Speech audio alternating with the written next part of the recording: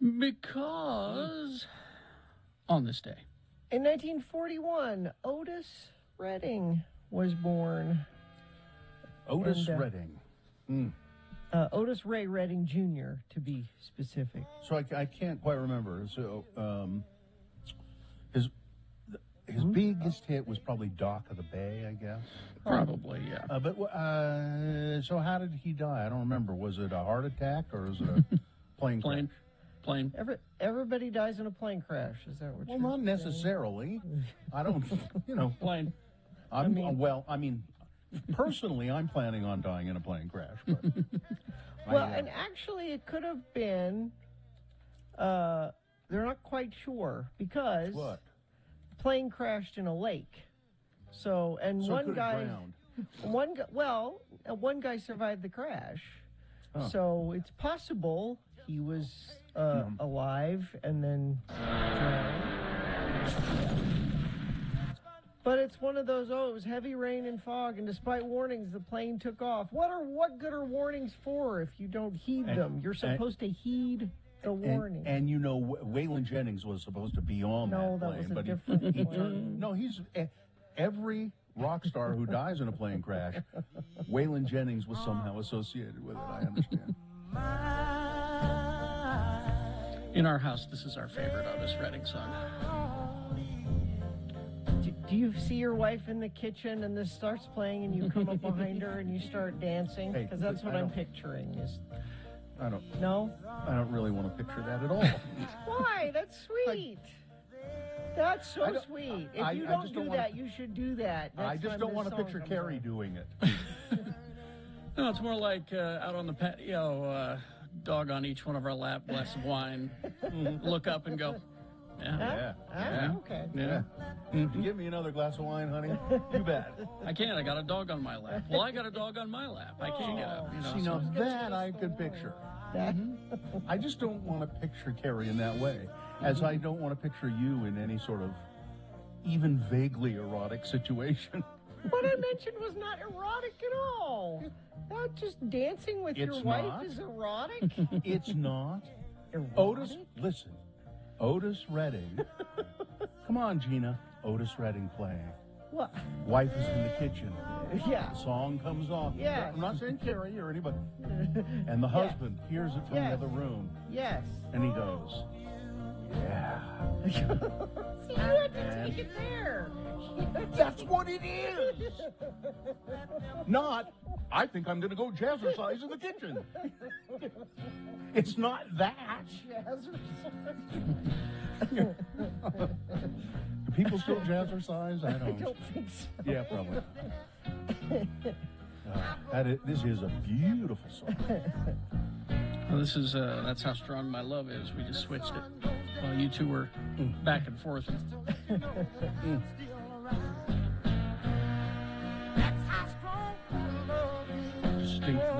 Distinctive voice.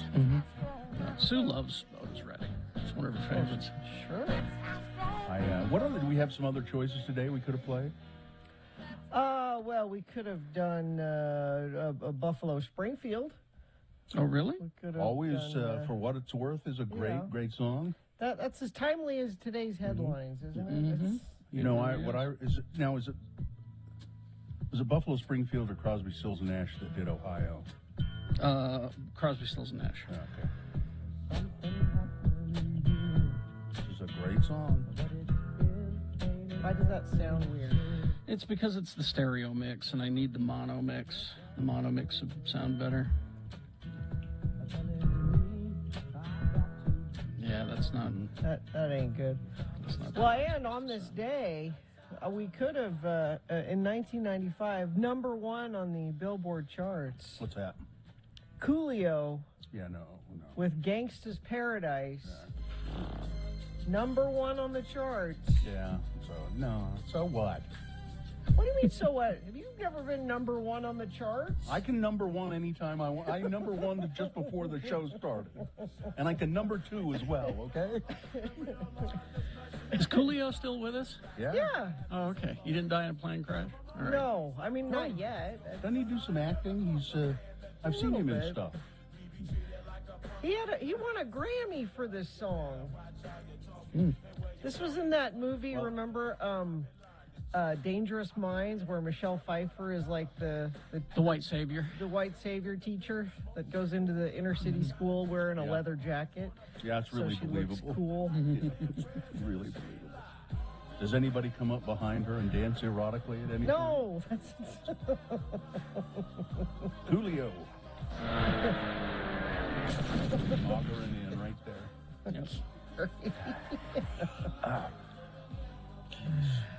I've been, that's Gangster's Paradise. Uh-huh. Yeah. I think I don't know, but this is an odd take, but do more people know that as Amish Paradise? Amish, than they no. do Gangster's Paradise? No, more people don't know it as Amish Okay. Paradise. Some people know it as Amish. I thought I was wrong, but you know. You could be, I don't know, Carrie. I think you could be right. Nah. They go, oh, is that what that's That Amish was a Paradise song is before from? Huh? that. I didn't know that. Well, okay. Anything going on? I watched, I haven't been out of the house, literally out of the house for 2 days. Why? Really? Why so homebound? I haven't had anything in particular to do. Let's see, today's Thursday, so Wednesday, and Tuesday, Monday I went to the grocery, I believe. Mm-hmm. But that's it. I have haven't been out. Have not, even on the porch, I don't think. Sue has go to the porch. Sue has insured it so that I probably won't have to go out for a few more weeks. Because Really? she stopped at Costco before she came home. She was in California and hit the Costco before she came home. So she's got a lot of wine. We have plenty of wine. You're set. You have We're supplies. set for weeks. And yeah. And I have kids, so I'm out all the time. There's much out. I have kids too. I haven't seen them. I've been in the house. They've been in the house. And you still haven't seen them. No, they go to their rooms and stay there. You don't have family dinner? You don't see each other around the... Yes, that's the only time I see them, and that's enough. That's plenty. Huh? Eat faster and get away from the table. For them, because Dad will ask me a dumb question. Why don't you take that meal up into your room there, son? Yeah. Oh, actually, last night that is exactly what happened. My son ate up in his room because I don't know what he was doing. He was having a movie night with a couple of friends, and they were doing it online in this. You can do a movie share thing. Mm-hmm. Yeah, and then you can all comment while you're watching it. Yeah, I'm not sure. Is it through Facebook, or I'm not sure what it's through. There's a couple of different ones out there. And I forget what they were watching. They were watching that early the horror movie with the Hobbit director did. Peter Jackson. Frighteners? Yeah. No. Dead Alive? Dead Alive. Oh. There you go. They were watching Dead Alive together with Uncle Lester, and then there's a guy who goes around with a lawnmower chopping people up, and he uses a lawnmower as a weapon. I've seen this movie, and it's meant to be a comedy. Yeah. Kind of. Mm-hmm. And if Dead Alive, Peter Jackson, it has got so much blood in it that it's astonishing. But, Katie's loving that movie, I think, probably. Dead Alive, wasn't it renamed? It was Dead Alive but then I think it had another name. Mostly Dead Alive? Yeah. I always knew it as Dead Alive. I don't know. I think it did. Oh, Frank Christ says he saw Coolio the other day. He's fine. He's just fine. It was not in a plane crash? He's staying out of airplanes. All right. So anyway, I guess we had we were definitely farting around there. That was farting around, I would say. Oh, absolutely. show. Yeah, that's... This has been Farting Around with Carrie, Bill, and Gina on X96, Radio from Hell. I wonder how well Larry, Phil, and Tina will do that farting around stuff. I don't know. They'll mess around. They're not going to fart around. Oh, that's true. They're going to mess around. Management told us Management told us. Dane Craig told us we can't fart around. That's a little in-joke for Carrie and Gina. Dane Craig said we can't fart around. We have to mess around. So we'll mess around. All right. Because you can't say fart on the radio. No. You can't say fart. It'd be terrible. As a matter of fact, if you could stop doing anything fun, that would be best. That's the rule. Don't say fart and don't do anything fun. Or shut up. We don't say shut up. That would be even better. Yeah. All right. Anyway, we ought to. Let's do this. All right. Check-ins, maybe? Mm-hmm. If you want to check in with us, do it. Maybe one of your last chances. You never know. 877-602-9696. That's the number. 877-602-9696. You call that number and you just check in with us. You just say, hey, how's it going, you guys? What are you doing? Where are you? Where are we? Nice knowing you. Whatever. 877-602-9696. Do you?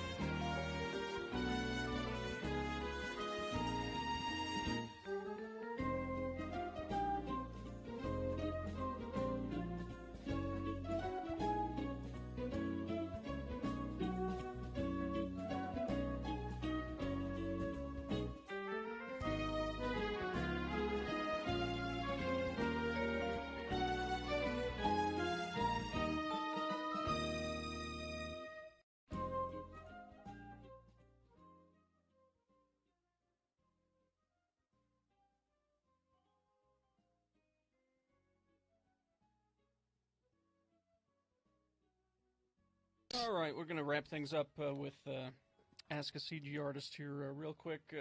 I'm going to put you on the spot. You say you had a friend who's worked on the Thor movie. He is, by the way, John Patrick Rooney, who is a CG artist, works out of L.A., but here to visit family. Yep. And your friend did the animation of the Destroyer. More so modeling and texturing, not the animation. The animation of it. But he helped build the character. The Destroyer is like this giant. In what movie? In Thor. Oh. He's like this giant killer robot. Just coming out this summer. That destroys a town. He also did, it's my roommate, and he did the hammer for Thor that you see at the end of Iron Man and this one as well. Do you guys have girlfriends? Sometimes. Listen, with all the dough they're pulling down? No, I asked because, they are boyfriends. Or boyfriends. No, no boyfriends. Listen, they're on the computer. You all take a girl. day. You take a girl to Iron Man 2, and you say, "Wait till the end. Wait till the end." And when that hammer shows up, you say, "I did that." You're in. No, I'm not saying. I'm saying it sounds like they are chained to a computer a lot of the time. I have to say, I've had one relationship go south because I was working. That's all I'm saying. It was a good Ogden girl too, living in L.A. A good Ogden girl? Good. I know. There's no such thing. In a good in a bad way. Yeah, right. Bad in a good bad way. in a good way. That's all. Good Ogden girl. I know. Let's see. A quick software question from Nick. Let's see. Go ahead, Nick. Thanks for letting me listen. Yeah. Maya, I guess, is the standard. How does 3D Max compare? 3D Max is a standard for a lot of things, a lot of car commercials and things like that, and video games use 3D Max, but more and more Maya is becoming more of a standard. I hate modeling in 3D Max. It drives me nuts. Now, you were saying that if I were just to buy the Maya program, it was how much again? I'm not sure, but it's like over 1,000. Over 1,000? Almost 1,000. 4,000. Yeah. Almost what? 4,000. Almost 4,000. Well, 3,999. That's almost. Close, yeah. Almost. You know, it sounds to me like if this is what you're gonna do, it might be worth it to invest in that. Yeah. All right. You can use those programs if you go to a school. They have them available. This is true, and I know even up at the U they have those programs available, and it's all part of your fees. So. Here's a question. Without getting too political, how is your health insurance as an independent contractor? It's a bottle of Advil. Somebody wants to know, where's my holodeck? Yeah, that was We're my gonna next have the question. Where's holodeck. my damn holodeck? Yeah, I'm working on it. So, all right. any requests? And here's the final question, which I think is the best one. This is: do you have to be good at math? No, you don't. Perfect. But sometimes I've used some trigonometry and Yeah, like don't you need scripts that and for, things like for that. architecture? Don't you Yeah, need that, I mean? sort of. Trigonometry. If people want to see some of the stuff, is there a place that people can go? Do you have a website where they can see your demo? I have my demo reel on Vimeo, but it's just you can go ahead and email me at johnpatrickrooney@gmail.com, and I will send you an email with some info. John Patrick Rooney, Irish? Yes. Oh. Irish question mark? John Patrick Rooney at gmail.com. St. Patrick's Day parade Saturday, you know. All right, I'll stop by. All right.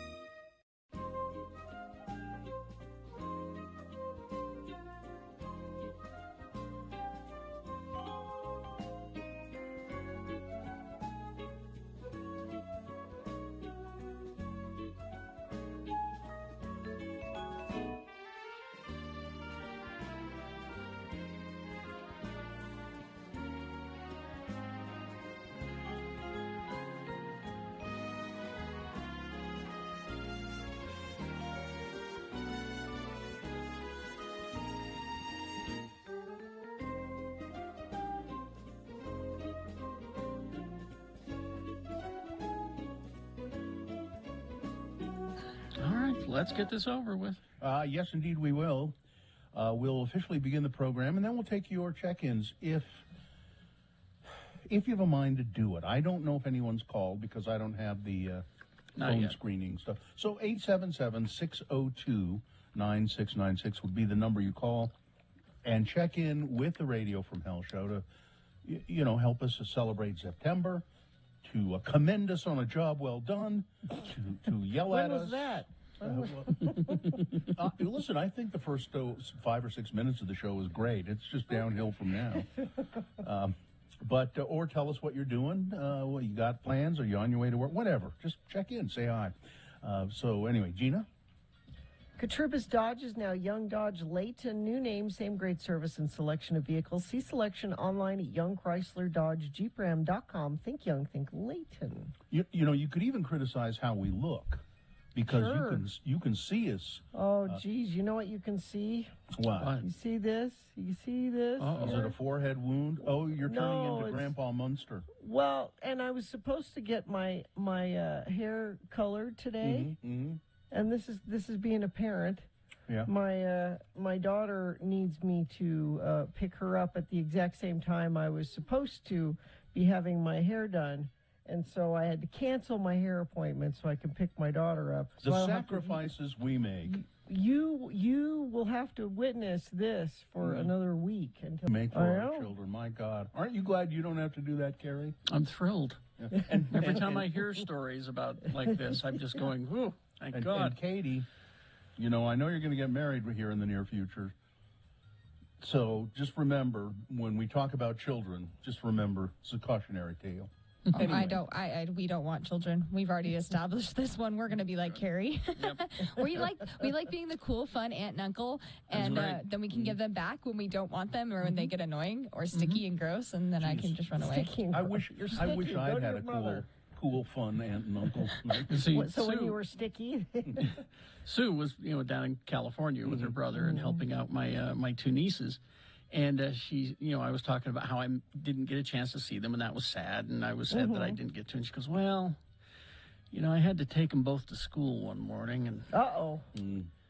Or no, it was on the way home. It was we had to play the quiet game. They were both The quiet game, yeah. They were both being little miserable turds, and so we had to play the quiet game.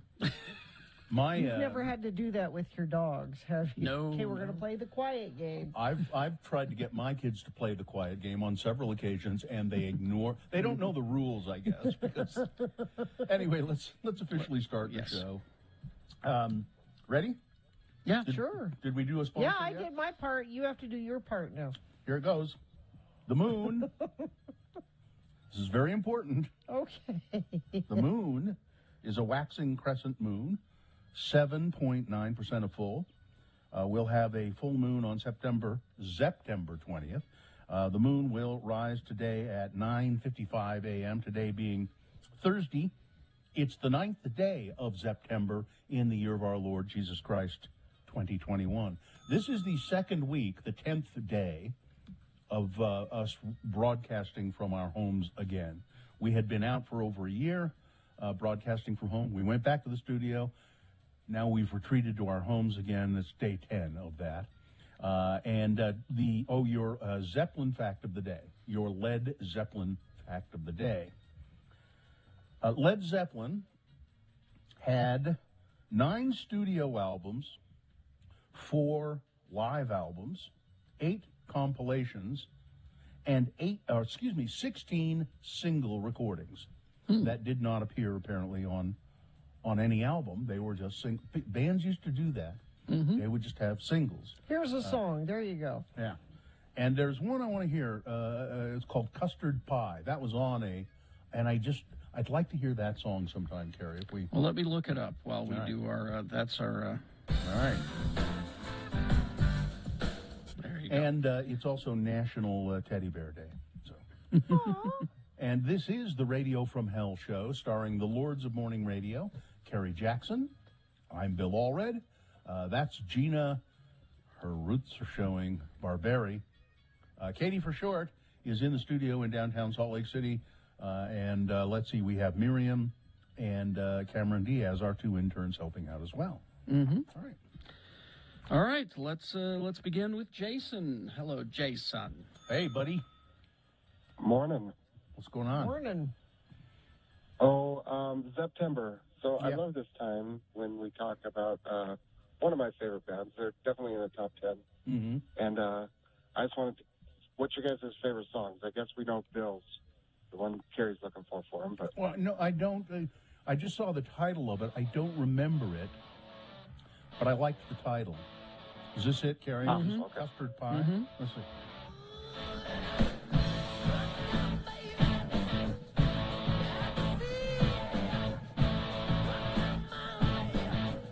So that's Zeppelin for sure.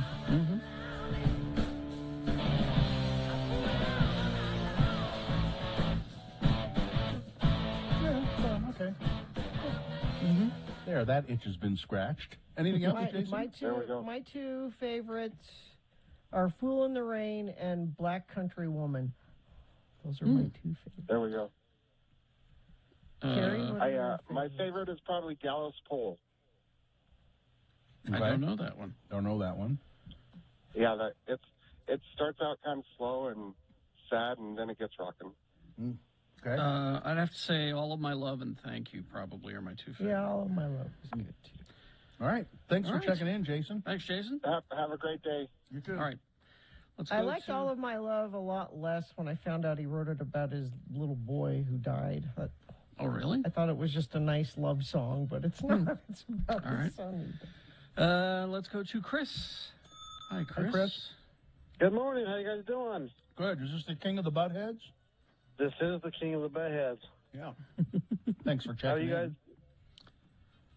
Thank you. I appreciate it.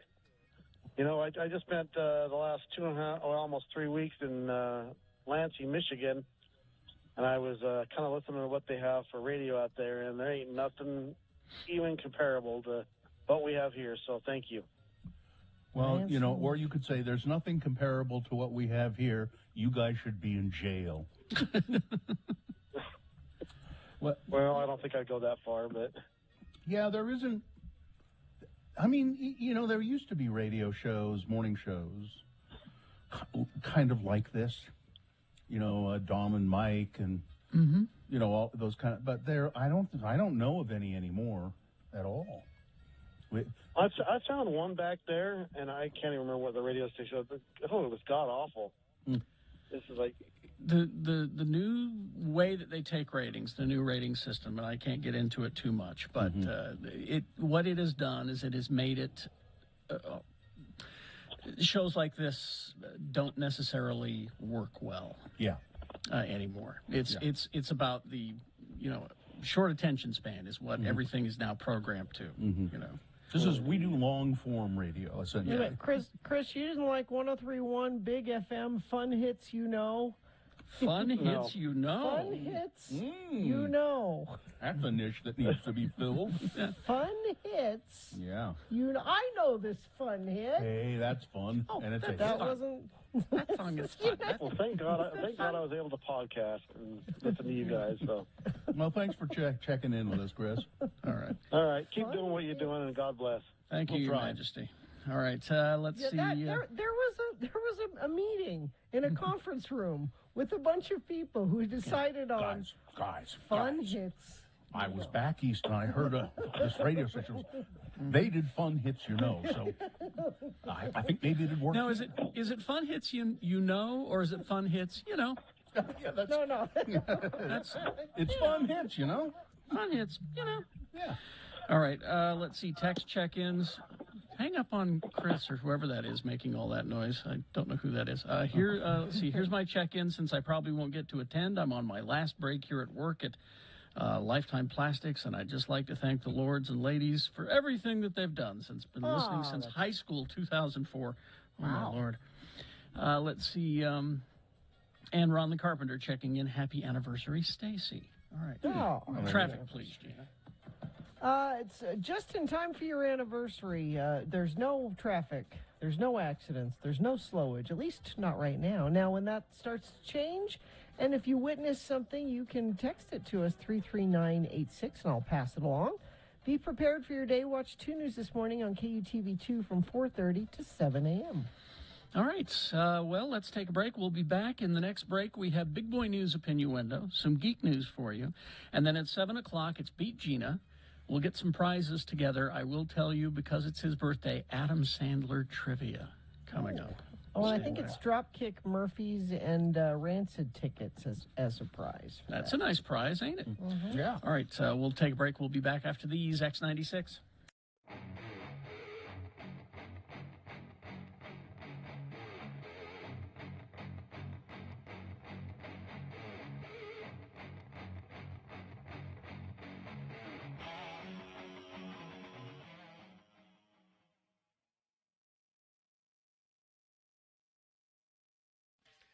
The lightning round of Ask a Bullfighter. You could still get in a phone question if you want, 801-359-9696 or 877-602-9696. But we have a lot of text questions. How about your health insurance, Ammon? They must be some. There must be some restrictions, or you have to have. You must be risky. You have to have special health insurance, or what? I don't. It probably would be a good idea if you. You've had injuries. Good idea. Just thinking about this, are you? All right. Hey, wait a minute. Why didn't I think of that? So what do you? I mean, has your health insurance covered you so far? Yeah, on the cases where I've needed to go, a lot of the injuries are, you're just going to be sore. You can't really do much for it. Cinch you up. We just cinch you up on the kitchen table. until that big brain injury comes around, and you're going to wish you had it. Let's see. Text question. Not me, of course. I want to ride a bull once before I die. How would I go about doing this? Good. Well, that's his bucket list, I guess. Yeah, it's probably easier than a lot of people think. Make it the last item on your bucket list. And finally, actually, the Broken Heart Rodeo Company has practice where they buck out some of their younger animals just to see how well they'll perform and I'm not sure if he's still doing it, but usually it's every Wednesday night in Ogden, the Golden Spike Arena. You just show up and yeah, like there's kids from high school that come and get on, or guys from college that just haven't been riding for a while that want to get back in. You have to pay a little fee to do it. Yeah, I think it's like $20, and usually there's enough guys there that have the equipment that if somebody, I've been there before when people have shown up that have never been on an animal before. I don't have my own rigging. Yeah, they help them do it. So listen to you. That would be a good. And I know on the website, on the Golden Spike Arena website, there's a calendar, and it'll list on the days that they have practice. All right. Let's see. How many bones have you broken? Pretty standard question. Probably 5. 5. What was the most painful one? No pelvis, I hope. No, my pelvis is functioning great. That's good to hear. Good news for your fiance there too. My worst injury is probably my ankle when I broke it and dislocated it. Have you ever seen a rider or bullfighter lose their life? I have not. That has not happened. Okay. Not where I've been. Thank goodness. Let's see. Do you have to be a big guy to be a bullfighter? Yeah, I would think because you're over 6 feet. I would think you'd want to be a little guy, like a smaller target. Yeah. Yeah, I don't know. I mean, I don't know if I'm big or not, but this is my size, and the guy I work with is the guy that I fight bulls with. He's about my same size, and I kind of think of it as there's more cushion for the pushing, or I can take more of a hit. And so maybe if I was a little smaller, maybe if I was smaller, I'd break more bones because I got some padding. I don't know, but let's see. Growing up in Franklin, Idaho, where there was nothing to do, have you ever gone cow tipping? No. Actually, we tried one time to see how close we could get, but they weren't really sleeping. So. Well, you got to make sure. Isn't that just a myth? I kind of think it is. You can't push a cow over when they're asleep. Gina, I'm going to look it up. That's bull. Look it up. That's bull is what that is.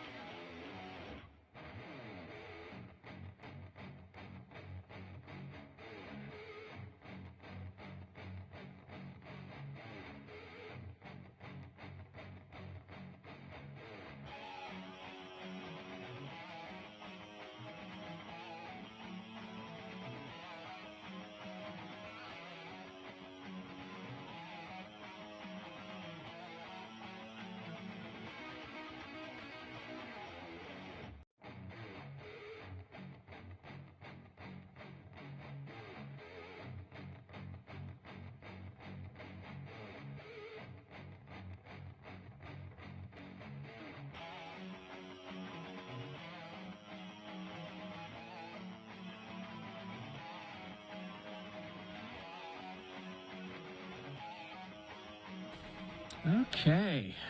Big boy news and opinioendo now. Brought to you by Fink and McGregor Mortgage is made simple. Call Fink and McGregor today for your free mortgage analysis. 801-264-9494. That's 801-264-9494.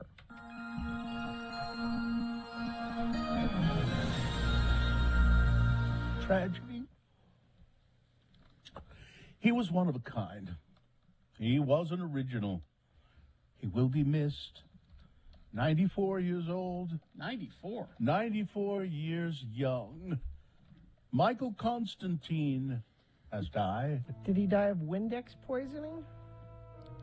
That's a My Big Fat Greek Wedding joke. Somebody out there got it. Yeah. No, I can safely say that I avoided that movie, and I've continued to avoid it. Never had seen it. But yes, he was the dad in My Big Fat Greek Wedding, and probably also very well known as the school principal on the TV show Room 222. Oh, yeah, I can see his face now. Yeah, yeah. And if he's you saw him, one of those actors, yeah. He just had bit parts in a lot of stuff. If you saw him, you'd go, oh, that guy. Oh, that guy. Michael Constantine. His death was from natural causes at the age of 94. Good news. Bob Odenkirk is back on the set of Better Call Saul 6 weeks after having a heart attack. Odenkirk on Wednesday tweeted a photo of himself getting made up to play the title character Saul Goodman in the AMC series, indicating that shooting had resumed on its sixth and final season. Back to work, he said, so happy to be here and living this specific life surrounded by such good people. By the way, this is makeup pro Sherry Montesanto, making me not ugly for the shooting. Oh, making me not ugly. So that's good news. Thought it was interesting. So Better Call Saul happens before Breaking Bad, but we're filming it 10 years later. How do you not look 10 years? Makeup. I know. Kind of, yeah. Then the heart attacks, that's got to do a number on your face. It's going to make it even harder to look younger. Isn't it I can't remember where we left off. Isn't it starting to blend with the events of Breaking Bad? Honestly, I've got the last season in my DVR, and I haven't had a chance to watch it yet. I'm saving It's not blending yet, but the characters are popping up. Like, there's more and more and more. Yeah. Here's really good news. Now, that's good news, but excellent news is that Jennifer Aniston has unveiled a new hair care brand. So, I need it. Boy, that is good news. It's called Lola V, and it's her. She went into the lab and put on some rubber gloves and a face mask, But her and name's came up not with Lola. this. Yeah, she came up with this wonderful. I don't. Why didn't she name it Rachel? I don't. Joe Biden outlining plans to try and conquer coronavirus, to try and get it under some kind of control. We're entering the fall with coronavirus still wreaking havoc on the nation's health and economy. The Biden administration says they're going to push for new vaccine mandates and testing programs as part of a revamped approach to ending the pandemic. The six-pronged plan that Biden is set to unveil this afternoon is still being finalized by the president and members of his public health team. He received a briefing in the Oval Office on Wednesday afternoon from his COVID-19 response team on the anticipated new steps. Now, details of the plan, some of them have come out a little bit, in a kind of a vague form. Apparently, the plan will focus on vaccinating the unvaccinated, which is good. You should not try to vaccinate those who have already been vaccinated. I don't know. I'll take it again if you got it. Further protecting the vaccinated through booster shots. Although, well, let's not get into it now, but booster shots are yes, no, maybe so. Experts are hedging their bets on that a little bit. They're going to focus on trying to keep schools open, increasing testing and requiring masks, economic recovery, and improving care for people who have COVID-19. Here in Utah, the numbers are not good. Nope. 8 more residents were counted among those killed by COVID-19 since Tuesday of this week. The state has now lost 2,693 people to COVID-19. One of those killed was a female between the ages of 15 and 24 from Iron County. Details about her pre-coronavirus health conditions not yet known, so it was unknown whether she was a very healthy young person or if she had some conditions. But Iron County suffered 2 deaths, as did Salt Lake County, Washington County, Utah, and Davis counties lost 1 each, according to the Utah Department of Health. So, search warrant documents have revealed some new details, but still not a lot known about those 2 women who were murdered in a campground outside of Moab. The couple was reported missing and then found dead 5 days later on August 18th at their campsite in the South Mesa area of the LaSalle Loop Road in Grand County. A search warrant was filed and carried out with the intent to search a vehicle registered to the couple. It was not, so this vehicle, a van, was not with them when their bodies were discovered at the campsite. There was no vehicle there. But the van had been left at a McDonald's parking lot, which is where Ms. Turner, one of the women, worked. According to the warrant, officers discovered Ms. Schulte and Ms. Turner partially undressed with multiple gunshot wounds all over their bodies. In addition to their conditions, friends of the couple told police that they received a worrisome text from Schulte, and this we know, that they were saying there was somebody camped near them who was creepy, weird, and they didn't like it, and they were going to move. They were going to move their campsite, and that was the last anyone had heard from them. So that's a little bit more information. I just have this horrible feeling it's going to be one of those cold cases, those. Yeah. Well, it just sounds so random, like. Yeah. I don't. It's just. I mean, like if they weren't targeted, if it's just some crazy drifter that. Yeah. The van that they searched, there were some items.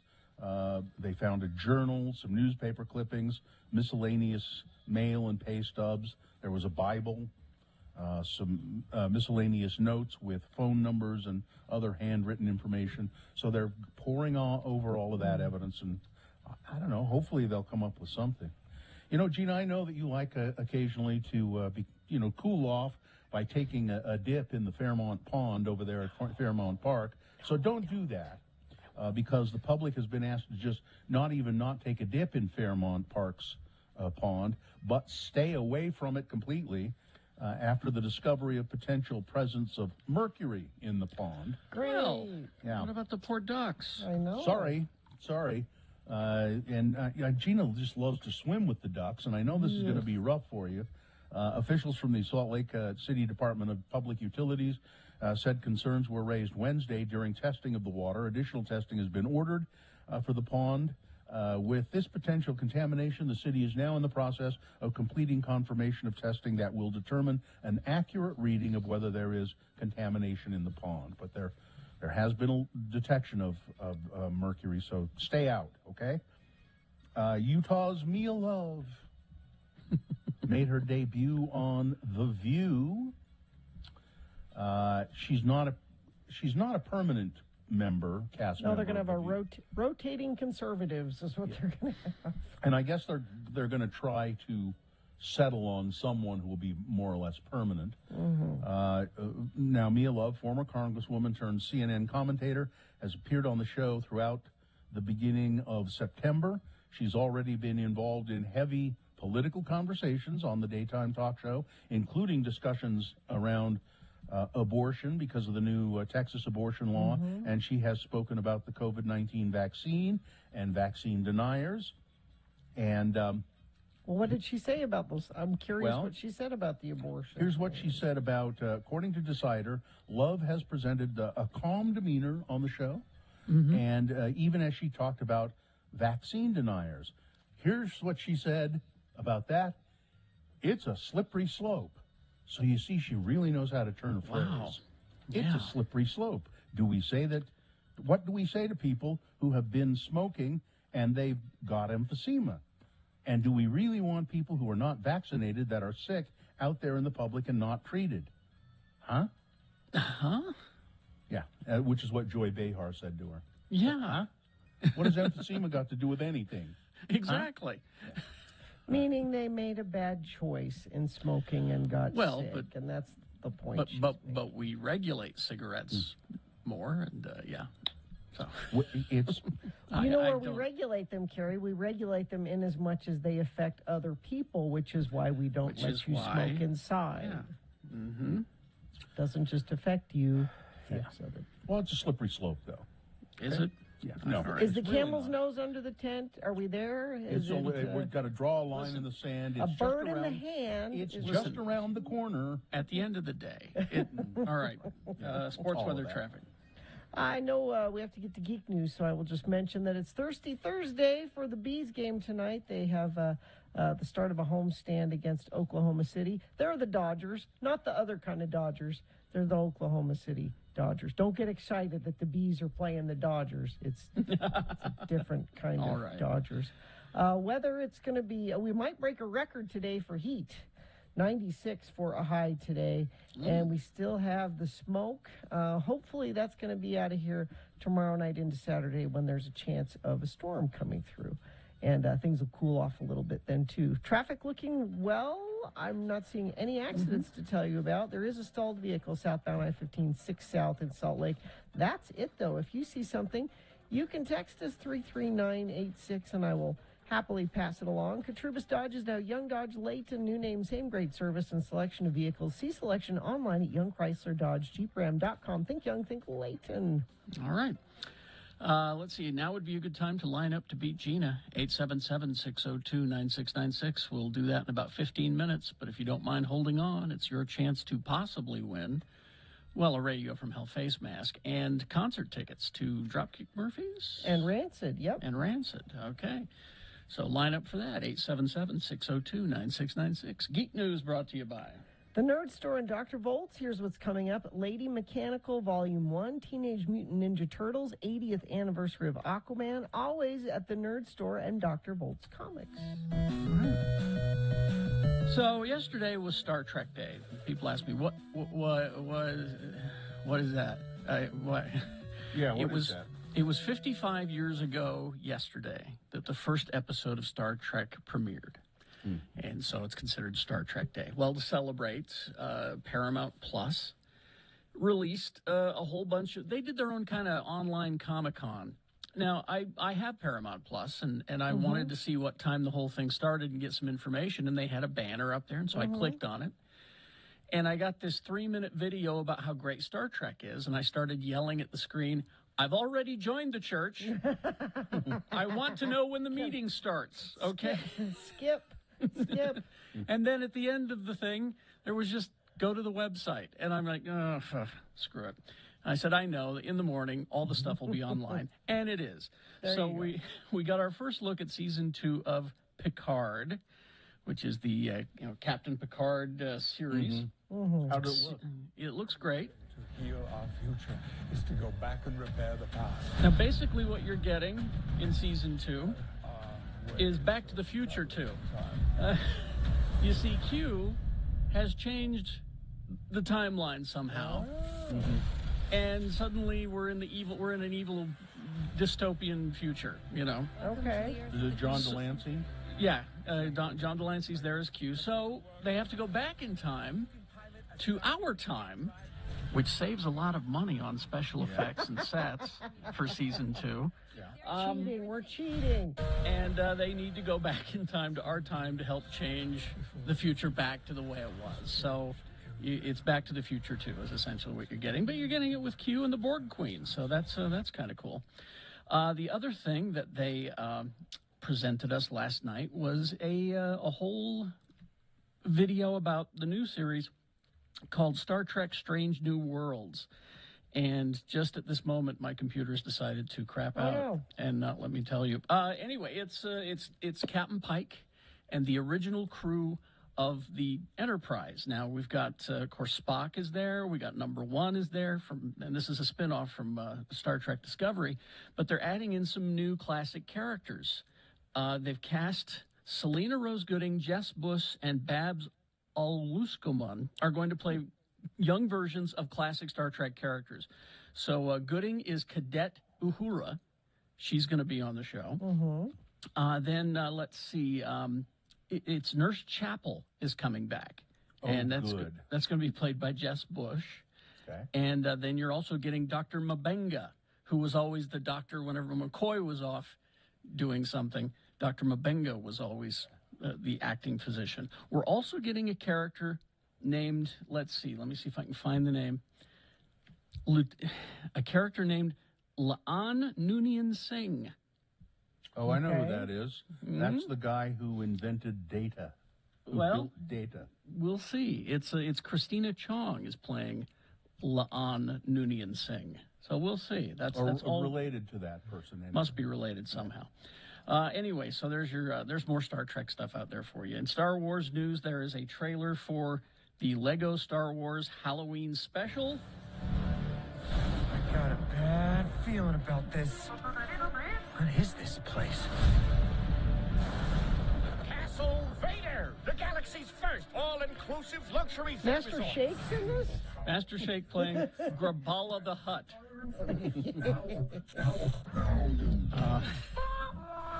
But that will be on Disney Plus on October 1st, so look for that. The Shang-Chi movie, the Marvel movie, did so well at the box office. It broke all kinds of records. Oh. It did so well that it made Sony a little confident. They have moved up Venom Let There Be Carnage to October 1st from its previous date of October 15th. Hubris is what I say. But they said, oh, well, people are willing to go to the movie theater and see the movies, so we'll move ours up. I don't know if that's a good idea, guys, but go ahead. Because everybody else is moving their shows back. Yep. So, yeah. Anyway, traffic, please. I don't know where y'all are. Maybe you're out there just driving the speed limit and being kind and nice to others. The golden rule, are we golden rule driving out there? Whatever's happening means things are looking good. If you see someone not following the golden rule, report them. Text us 33986 and I'll pass it along. All right. We will take a break. We got Beat Gina next, 877-602-9696. Line up now. If you beat Gina at Adam Sandler Trivia, you're going to win a Radio from Hell face mask and Rancid and Dropkick Murphy tickets. Mm-hmm. Nice. KXRK Provo.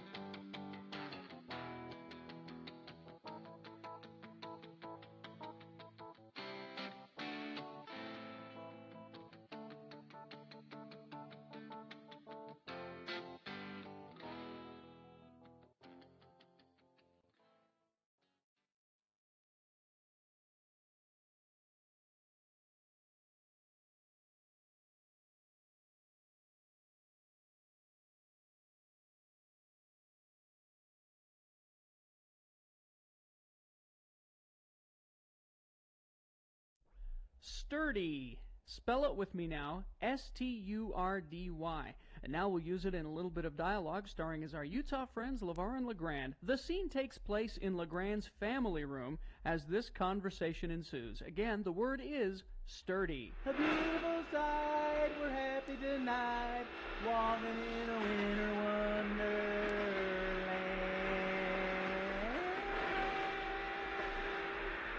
Well, that does it.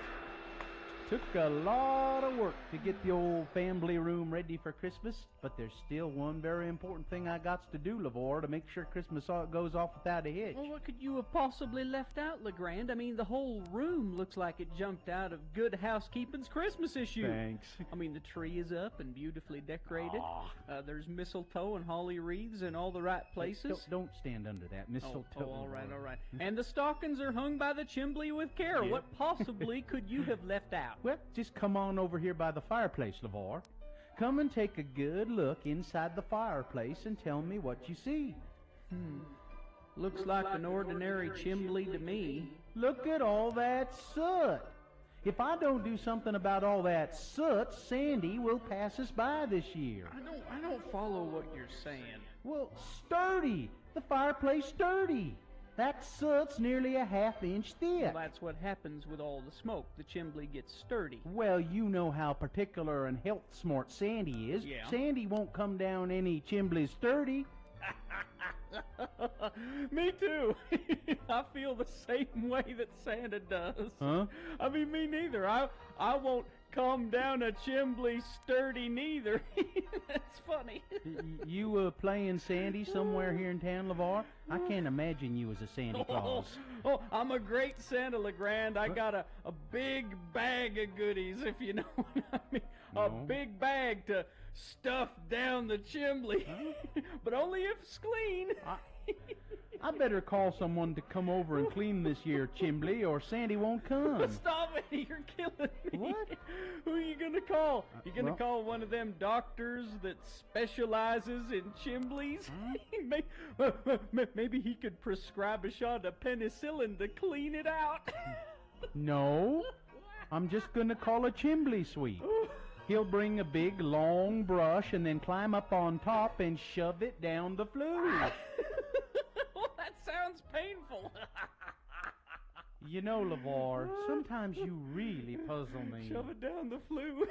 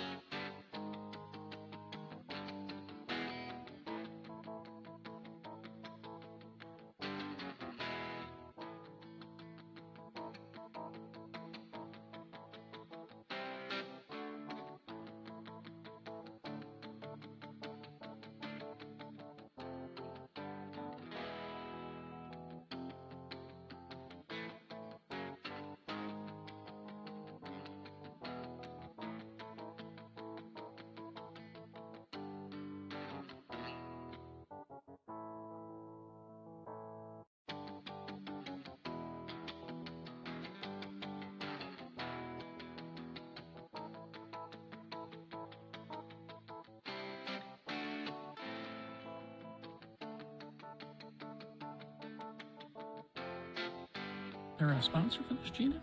Well, yeah, it's X96 presents Dropkick Murphys and Rancid Saturday, October 2nd at the U of U Health Plaza at Rio Tinto Stadium.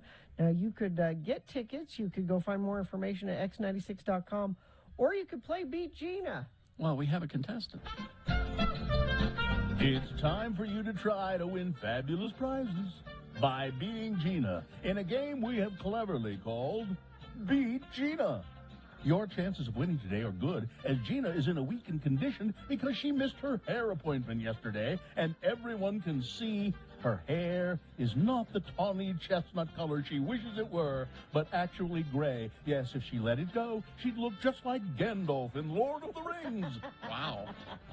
And now, your host, he's fresh from emceeing the Miss World competition in Barstow, California. Wow. Today, he's dressed in a Swedish knit two-pants suit from the Botany 100 collection and sold exclusively at Larry's Suit Barn in Rose Park. He's the one and only Kerry Jack Jackson. Well, thank you, Johnny. Thank you so much. All right, we got a contestant off the air, and I'd like you to meet James, Gina. James? Hello, James. Hello. Hi there. All right, now, James, if you beat Gina at Adam Sandler Trivia, you're going to get a Radio from Hell face mask and tickets to go see Dropkick Murphys and Rancid. But what if she beats you? What are you prepared to do? I'm probably going to make a donation to Utah Music Foundation, and I'll probably do that anyway. Honestly. Very good. Thank you. All right, we'll toss a coin to see who goes first. It does give you an advantage in the game. Heads or tails, James? Heads. Heads. All right. Coin toss app says heads. James goes first. Great. That does give him an advantage in the game. James, this first question is for you to answer exclusively. If you get it correct, you get the point. If you don't get it correct, then Gina gets a chance to answer it correctly and steal the point away. The first person who gets 3 points, we'll go back and forth doing this until somebody gets 3 points, and then we'll declare a winner. Because it is Adam Sandler's birthday, we have Adam Sandler trivia. James, here's your first question. What is the name of Adam Sandler's production company?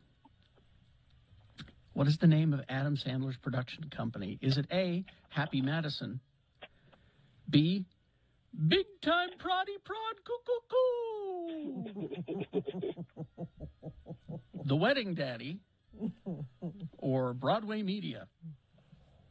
It's A, Happy Madison. It is, in fact, Happy Madison. All right. There's 1 point for James. And now, let's see how Gina does in her weakened condition.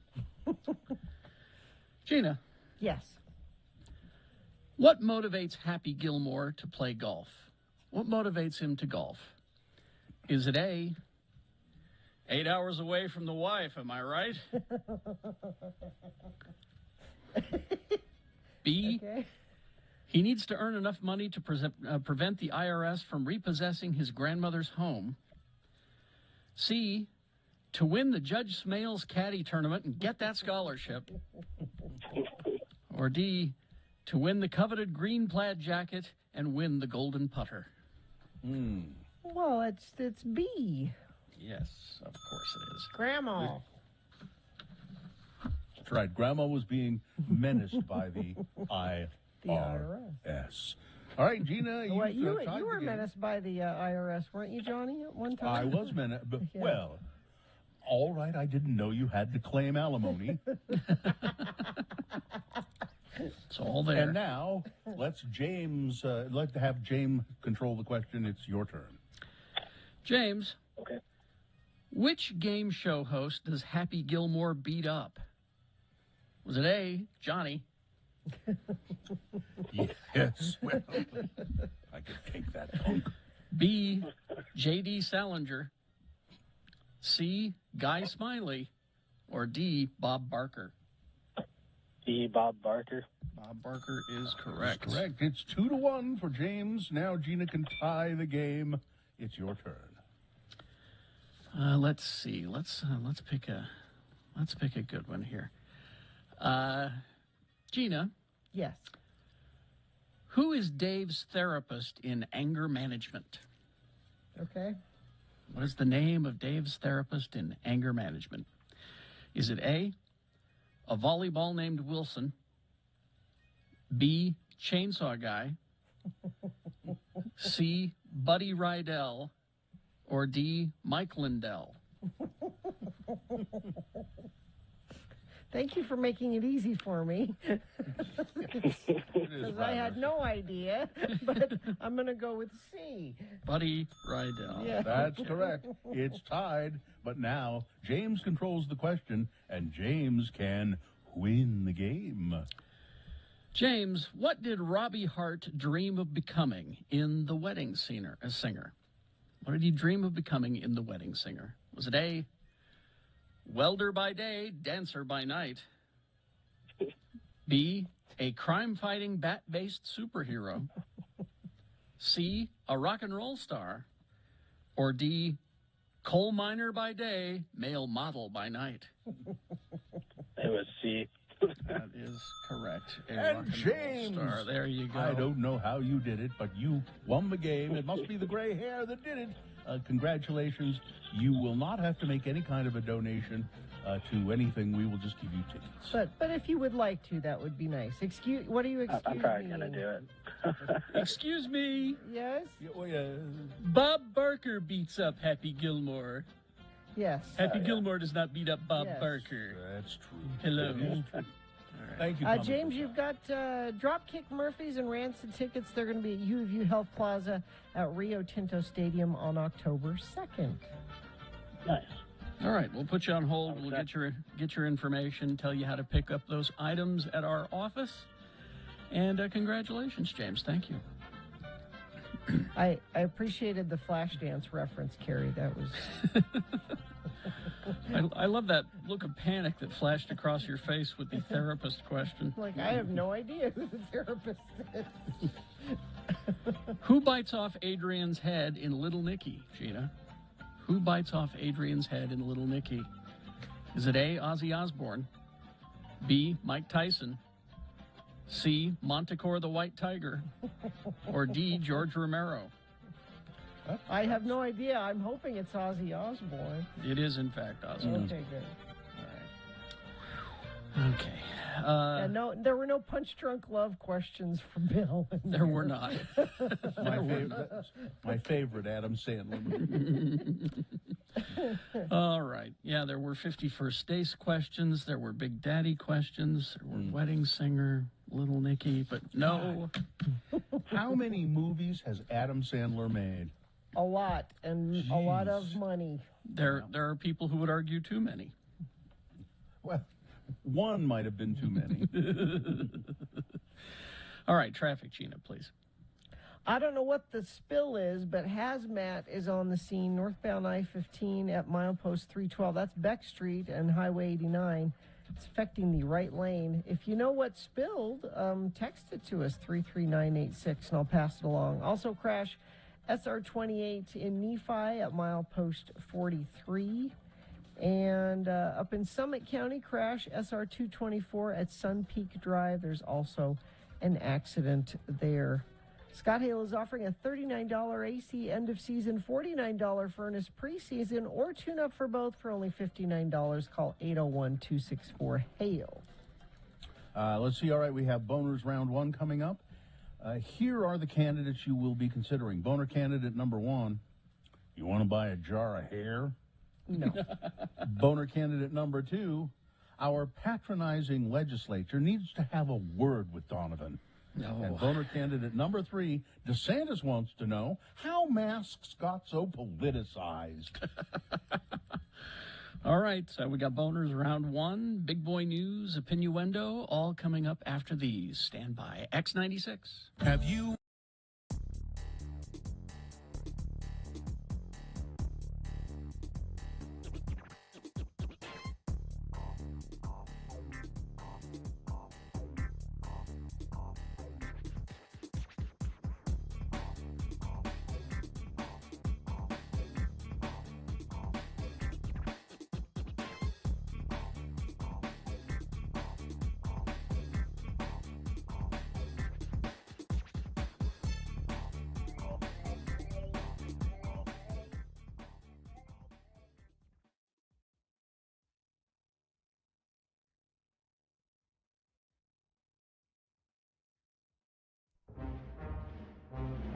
23rd century.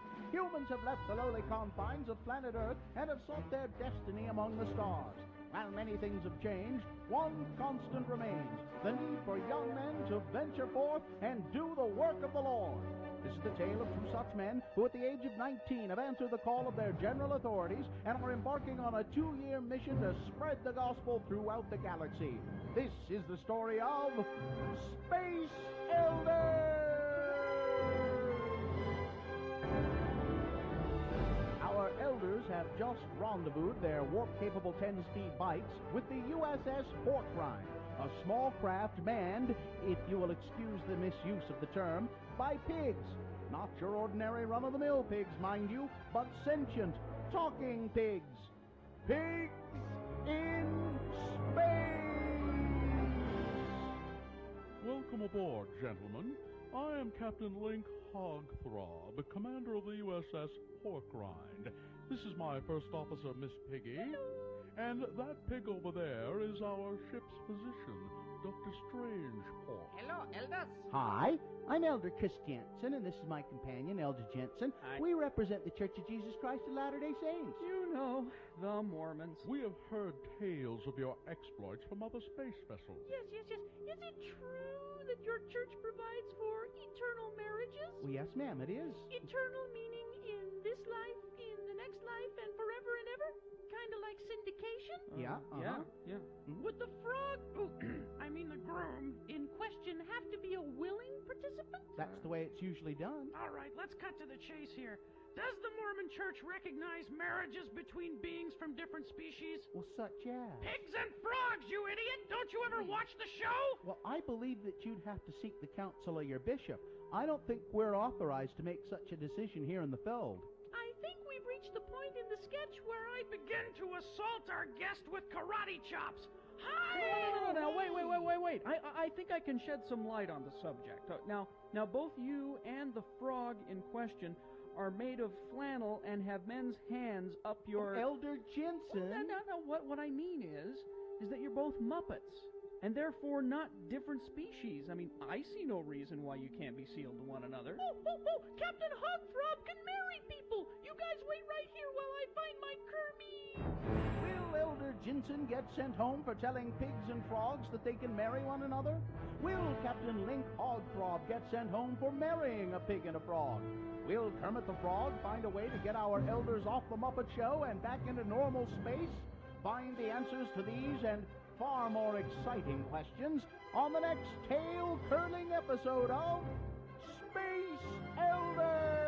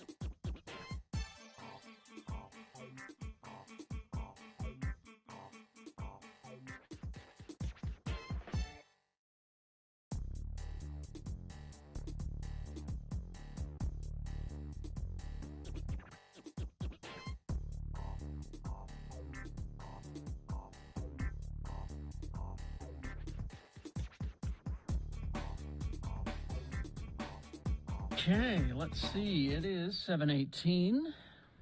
Everybody okay? Yeah, Sure. for the most part. Sure. Just all right? Yeah. You know. I don't know. I have Oreos in the house, so that's good. Well, that's always good. Yeah. Oreos? Yeah. What kind I don't of always have it. Just throw straight ahead OG Oreos. Oh. Just that's a good thing. Okay. And milk. There's milk in the house, too. I have both. Good. Good for you. So while Sue was gone, I had cereal every day, really. The monster cereal? Well, I had chocolate checks, and I also had Cinnamon Life. Now I'm here to tell you, because I had milk, and then I ran out of milk, and we had almond milk. Not even close. Just don't even. You think it'd be fine? It's not fine. Stick with one or the other, because if you go back and forth, you're going to notice, and it's going to be disappointing. Wait a minute. Can I go back? Can I go back to Cinnamon Life? Because why? It's delicious. Cinnamon Life is wonderful. It gets soggy almost instantly. Almost. See, I like eating it without milk, though. I just like the checks. You know what I find that, Carrie, you should, I don't know, you might want to try oat milk, and particularly the Chobani oat milk. Here's the thing about the oat milk. Is it almost tastes like milk. The calories are the same as milk. Yeah. So I might as well have milk. Yeah, except you're subjugating cows. I've done that all my life. He's a farm boy. I grew up on a farm. You turned over that, atoned for your sins.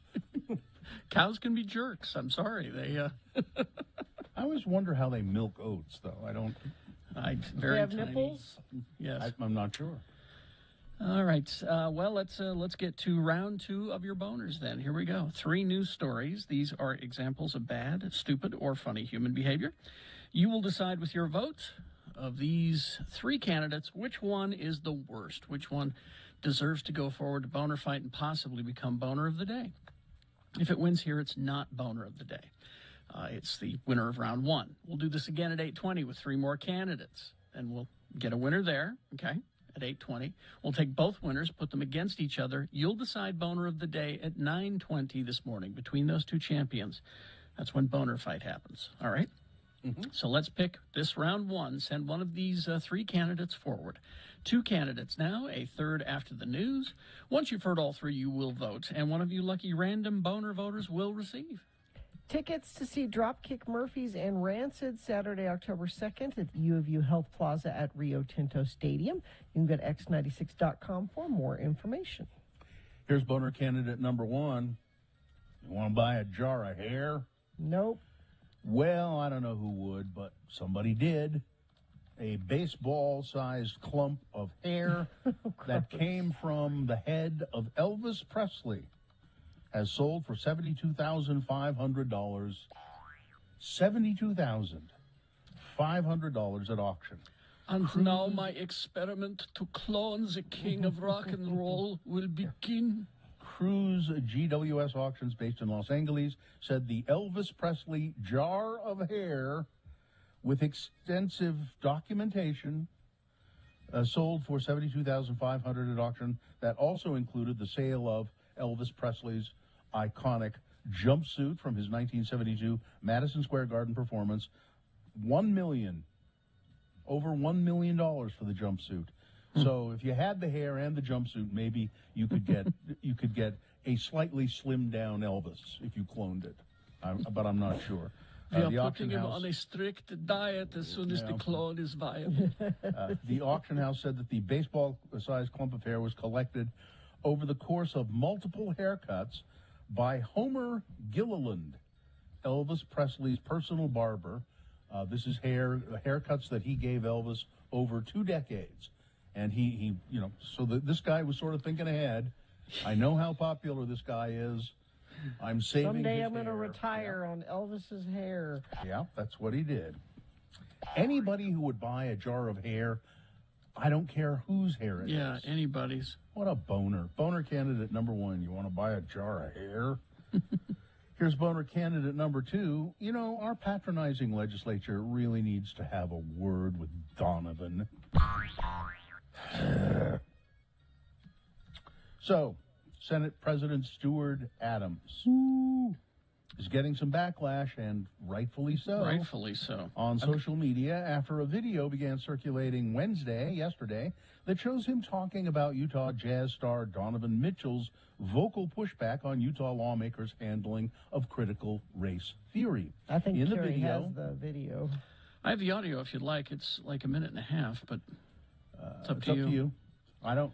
Okay, it's up to me. I think we just quote it. Okay.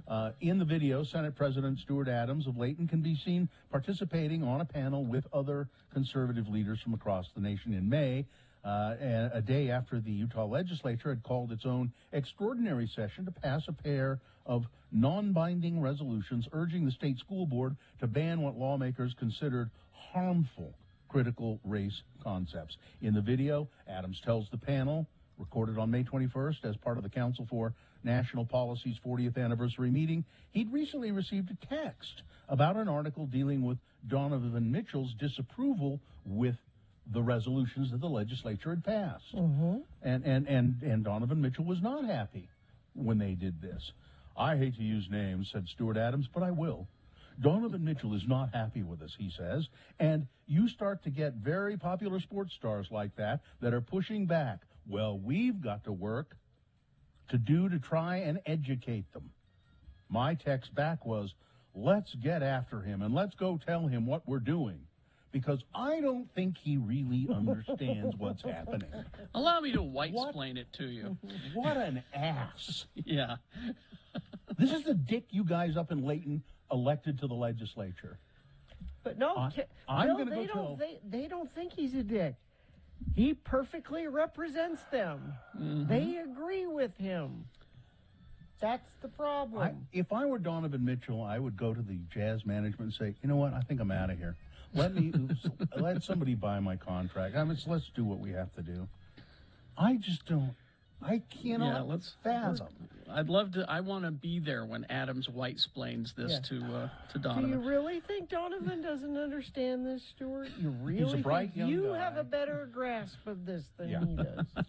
He's a bright young guy. He knows what critical race theory is.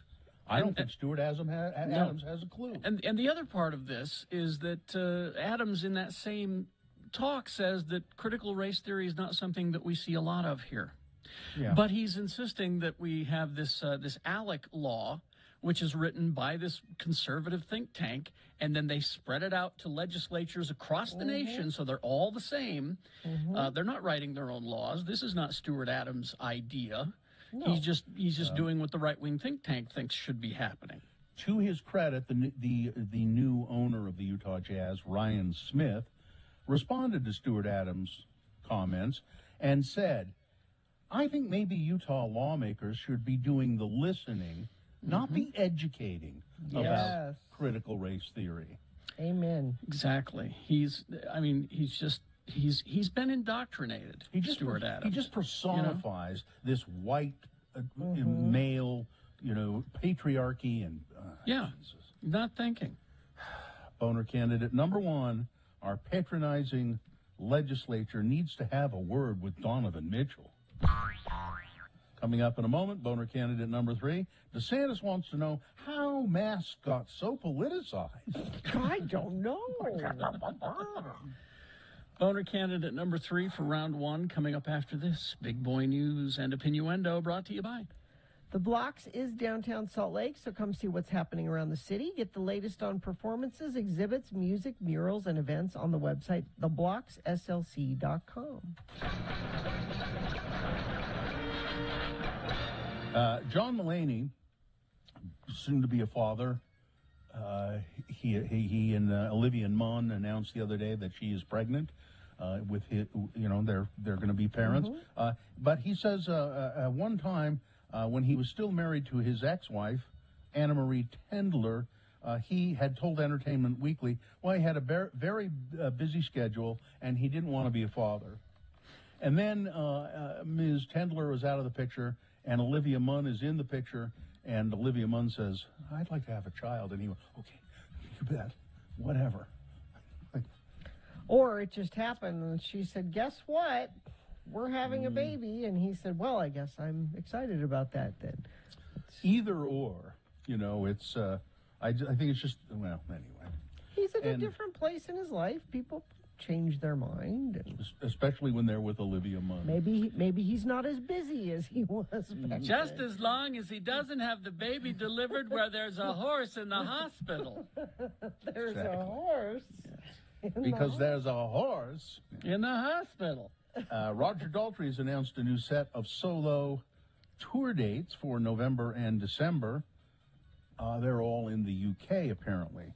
The Who's... Why, if you were old and rich, would you bother doing this during COVID? And that's an honest question. Come on, Gina, why are we still doing this? We're We're rich. not old and rich. We're rich. You know, we could... I think it's because Roger Daltrey loves to perform. I don't know why you think that this is so odd or you can't understand that. Why do the Who? Why do the Rolling Stones? Because in normal times, I accept that explanation. During COVID, I have no idea why, if you were independently wealthy and old, why you would put yourself out there. He says, I need to sing because if you don't use it, you lose it. I need to do it. So there you go. By the way, we were talking about Donovan Mitchell there. You want to hear a little bit about what he said last week about critical race theory. He said he would be willing to talk to Utah lawmakers about the teaching of critical race theory in schools. Earlier this month, the Board of Education had passed rules regarding what concepts of diversity, equity, and inclusion cannot be taught in Utah public schools.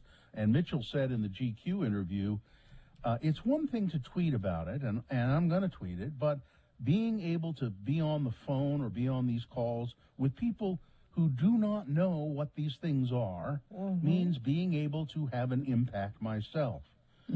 He said he was kind of sick and he felt kind of helpless after the cops who killed Breonna Taylor in Louisville weren't given any punishment for it. They were only fired they fired into her apartment and killed her. He said the bullets that missed are what they were held accountable for, not the fact that they killed her. Yeah. Let's see. COVID-19 pandemic. Well, it's over, right? I keep hearing it's over and we're done. The WHO, World Health Organization, wants to extend COVID booster shot moratorium through 2021. The head of the World Health Organization said manufacturers and affluent countries aren't doing enough to achieve vaccine equity and called for an extension on offering the booster shots. So that's why they've said, not that they don't think that the booster shots are effective, but they're thinking we ought to get more vaccine to people who, to less fortunate countries, to poorer countries, before we start using up supplies for booster shots. South Africa, for instance, their third wave of coronavirus infections, it's finally begun to let up, but new cases and the test positivity rate are dropping. Johnson & Johnson is considering a booster trial in South Africa. Lots of, I won't go into all the details about other countries, but, and then the NFL, Gina, you didn't mention in sports, but the NFL is starting, tonight is the first game of the new NFL season, and the NFL says that 95% of teams, there's a 95% vaccination rate among all NFL teams. 17. Now, why has that happened? It's Because not they've just because demanded they're it. all doing the right thing. I mean, they've demanded it, and what they've said is, if we have to cancel a game because we have too many people with COVID, that's you have to eat that. Yeah, we're not. And, Yeah, and there's money. There's money involved. That's why they're finally all right. Teams have teams of like Cam Newton.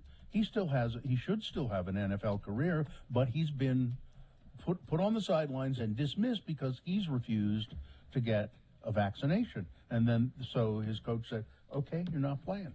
We're not going to have you play." The more institutions, not just sporting institutions, but businesses and that's what's going to help get the reluctant to get vaccinated, because there's nothing you can say to convince them.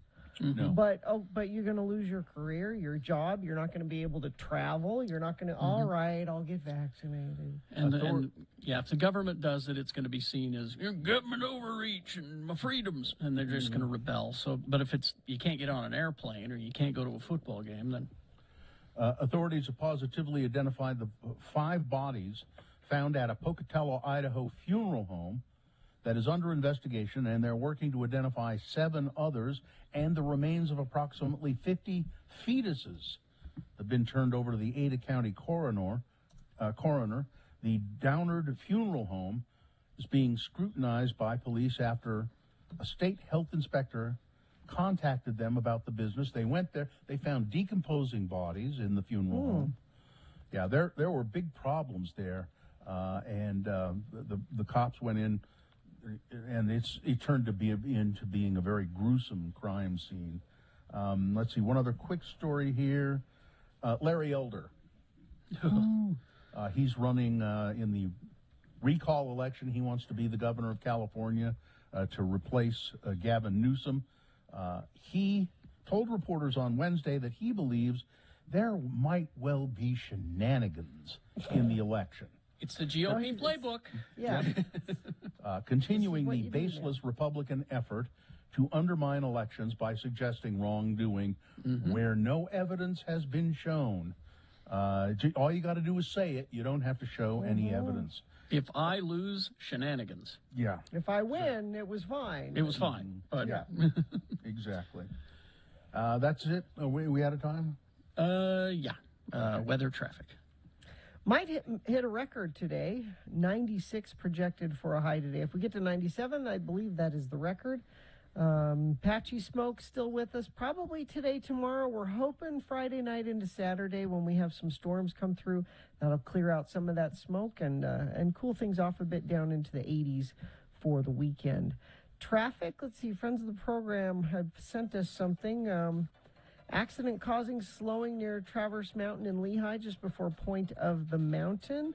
That's from a friend of the program via text. Also, crash 5th East, 8th South, ambulance on the scene. Thank you. They both sent those in via text at 33986. Hazmat situation, northbound I-15, milepost 312. That's Beck Street in Salt Lake. The right lane affected there. Not sure what has spilled, but something has spilled when you call out hazmat. If you know what has spilled or see any other incidents, you can always text us at 33986. All right, here's boner candidate number 3. DeSantis wants to know how masks got so politicized. That's a good question. Florida Governor Ron DeSantis has spent much of the pandemic criticizing mask mandates and spreading disinformation about the COVID-19 vaccine. Since his efforts were primarily designed to appeal to conservative voters, it's kind of ironic that yesterday he lamented the issue of face masks becoming so politicized. I just don't know why masks have politics around them, DeSantis told reporters.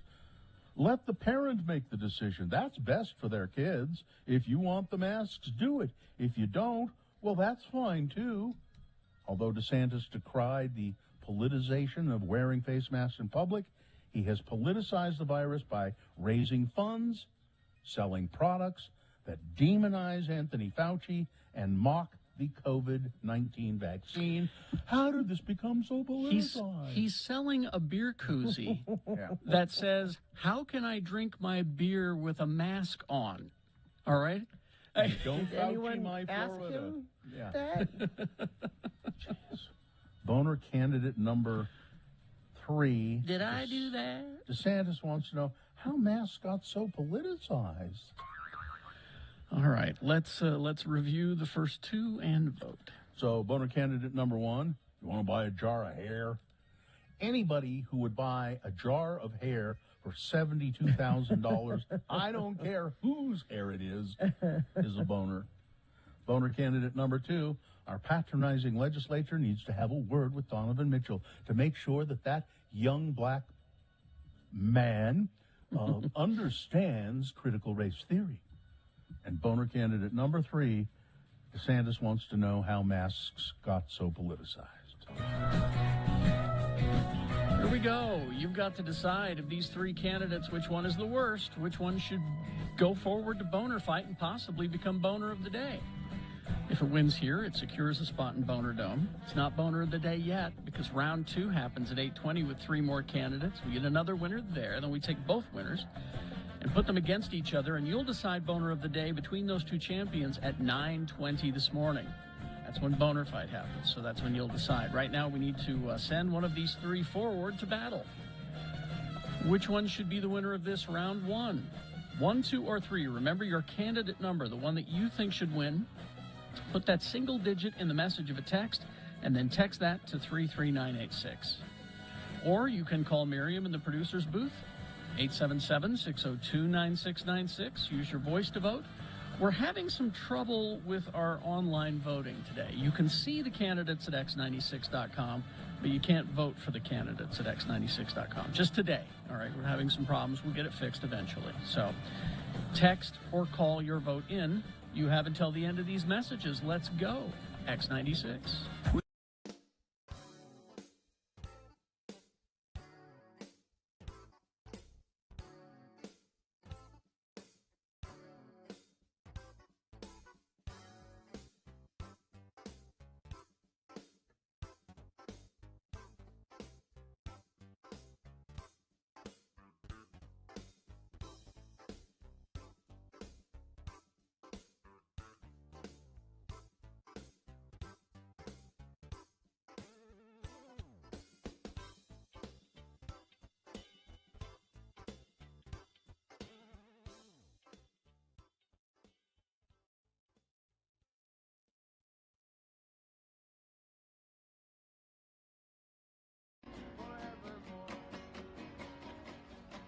Brother Philip likes Propel water.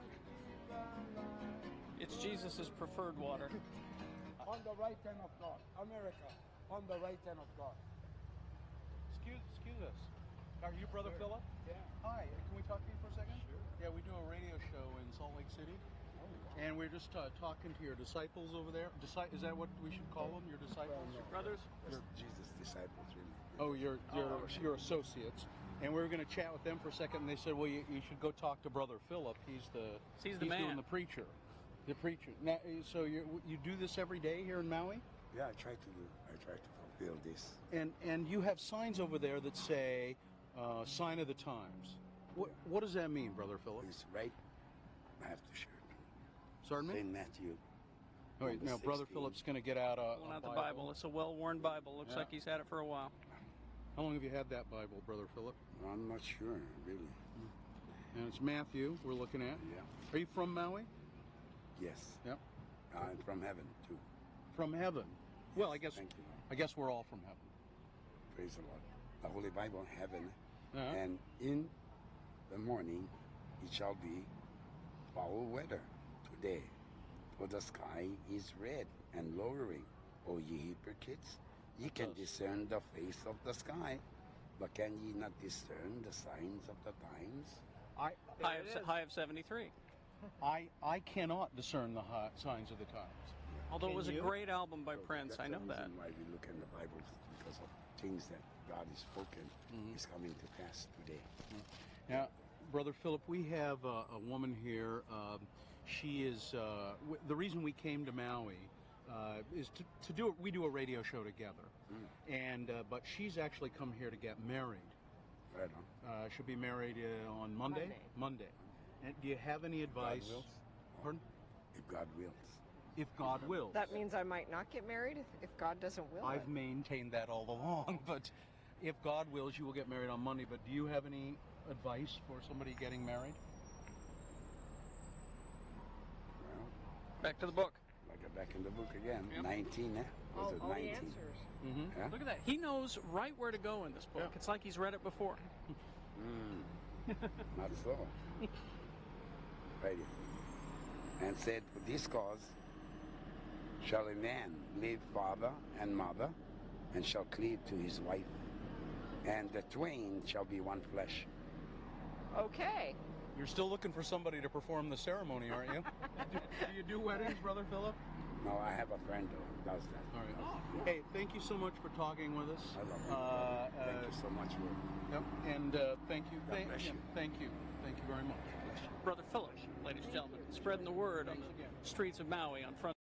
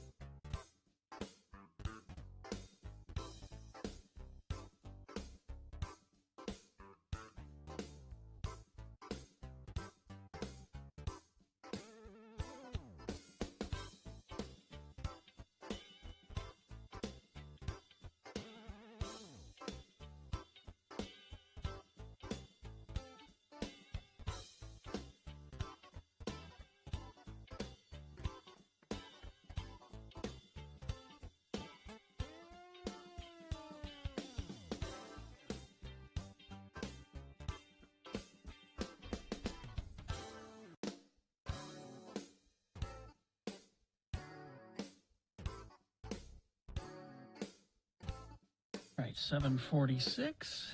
Time to award round one of your boners. And round one of the boner voting is brought to you in part by the most delicious bacon, lettuce, tomato, mozzarella cheese on ciabatta sandwich that you could ever imagine. I just have a B. Sorry? I don't have a BLT. I just have a B. Bacon, bread. Just a bacon. Bacon, bread, and butter. It's a B&B. Bacon And, bread. and Coturbis Dodge is now Young Dodge Layton. New name, same great service and selection of vehicles. See selection online at Young Chrysler Dodge JeepRam.com. Think Young, think Layton. Let's see here. It is important to let you know that the Dropkick Murphys tickets, which we had to a random voter, are won by Jennifer. It's also important to let you know that even though Ron DeSantis got a fair amount of votes, and the Elvis hair didn't really get, it's got 12 votes. It's important to let you know. Wait a minute. 12 people voted for Elvis hair over these other two? Yeah. They looked at all three of these and went, I'm going Elvis hair. I don't know what motivates people to do that, those 12 people exactly. Okay. So the Utah State Legislature wants, we're going to have to sit that Donovan Mitchell down and just have a talk with him. Educate him. We need to educate him. Educate him about, he doesn't understand. We need to educate him about this thing that's not being taught in schools. All right? All right. There's your winner of round one.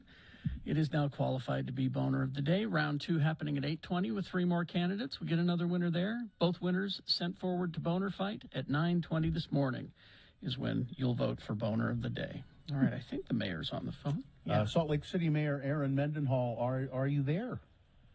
Good morning. Good morning. Mayor Mendenhall, Gina is really upset because she likes to have a dip in the Fairmont Pond every once in a while to cool off. No, I don't. She'll go swimming with the ducks. Oh, darn. Yeah, you'll see her there, usually in the late at night so people won't see her naked. What? Strips off all of her clothes. Is that who that's been? We've been trying to catch that person. The naked duck swimmer It's Gina. Mhm. So, but there's apparently, is there, mercury in the pond for some reason? It seems that there is, and I just have to say it seems that there is because there was a test done yesterday that wasn't looking for mercury but found it. There was a slick observed, like oil would be, across the top of the pond over the last several days. We went out with public utilities, tried to sample it ourselves, couldn't get an ID on what that slick was. So EnviroCare is one of our contractors. We sent them out, and they kind of sucked off that top layer of water to get that skim removed. And when they took that tank of water back to their facilities and started to do the testing, they identified some elemental mercury in the water. It's bizarre because for any of you chemistry nerds out there, elemental mercury is really heavy, heavier than water. We don't know why it would have been there in that oil-type surface at the top. And we really don't know how much there is, what exact concentrations, but the initial readings are that it's not posing a risk to the health and safety of people around the area. It's at a level from this first reading that it would be really, you'd have to have chronic exposure over a long period of time. But we, out of an abundance of caution, have alerted the neighbors in the area and taped off the pond and the stream area right there. We're asking people, obviously, please, Gina, stop bathing in the pond for the time being. For the time being. The EPA is flying in this morning, and they will help us, along with the DEQ here in Utah, figure out the next steps in testing. Will it hurt the ducks? I'm concerned about the ducks, yeah. You know, the algal blooms that happen in water like this, because this isn't stream fed, it's spring fed from a spring right below. And I should emphasize also, this water is in no way connected to our drinking water system, nor is it used for irrigation. The way in Liberty Park, we use that pond water to sprinkle the lawn instead of using drinking water. That is not what's happening with this water. So we're grateful it's not connected to anything. Another couple of quick questions before we have to let you go. So I read the other day that workers the people who come to work in Salt Lake City are still not coming in. The workforce that comes into the city is way down. We're an example of that. We're at our homes right now. We're not down in the city. What is the implication of that for Salt Lake? Sales tax collection. If you think about our city more than doubling its population pre-COVID on a normal workday, people coming in to go to school, but mostly to go to work in the downtown, not Salt Lake City residents, but they're still using the infrastructure, driving on the roads, needing enough police and fire, flushing toilets, turning on the water, but they're not necessarily paying the taxes to do that unless they're going out to lunch, going shopping while they're down here. And so the decrease in the downtown office presence does have a major impact. And that's what the American Rescue Plan dollars are. Part of the purpose of them is for cities to replace that lost revenue. And cities like ours that really rely on that workaday population helping contribute to the things that we still have to maintain. We're not going to decrease our water treatment facility or lose our first responders because we're in a pandemic and we don't have as many people downtown. So fortunately, ARPA is there to help us kind of recover from this revenue shortfall. Yeah, I mean, looking into the future, the predictions are kind of that the workforce may never return to what it was so that's got to be a concern as well. But well, it's changing the shape, and you've got 99 State, which is going to be a beautiful building right downtown next to the Harmon's grocery store. They're looking to open in November, in 2 months. And the type of tenant occupation that they anticipated when they started is obviously going to be different. Instead of a couple giant tenants, they may have several more and with a smaller footprint in the building. But I think it's just the type of the shape and the way people are coming to work that's going to change. But Salt Lake City's economy really hasn't lagged, and those cranes are still building buildings downtown. People are still wanting to invest in the downtown and have their offices there. Mayor Mendenhall, let me ask another. Okay, you got a question there, Terry? Well, it's our friend Wade Taylor, who is an that's attorney. what I was going to bring up. Yeah, go ahead. Yeah. He texted us and asked if any of us have any connection. And speaking about the Afghan refugees, and he said connection with the refugee program here. I've been trying to get a hold of anyone to offer legal services, and of course, my wife is Afghan, and I can't get a response. We sent him to Catholic Community Services, and he says that's who he's been reaching out to, and he can't get a response from them. Is there any way that he, if we want to help? He's a really good attorney too. Yeah. So. Yeah, I would offer the IRC, International Rescue Committee. IRC is doing a lot of the coordinating, and World Trade Center Utah, they are also one of the coordinating entities. So those might be two organizations that can help utilize that willing resource, thanks to Wade. Yeah. And I know last time we had you on, Mayor, you were talking about just, if you're not an attorney, but just want to help the refugees that are on their way here.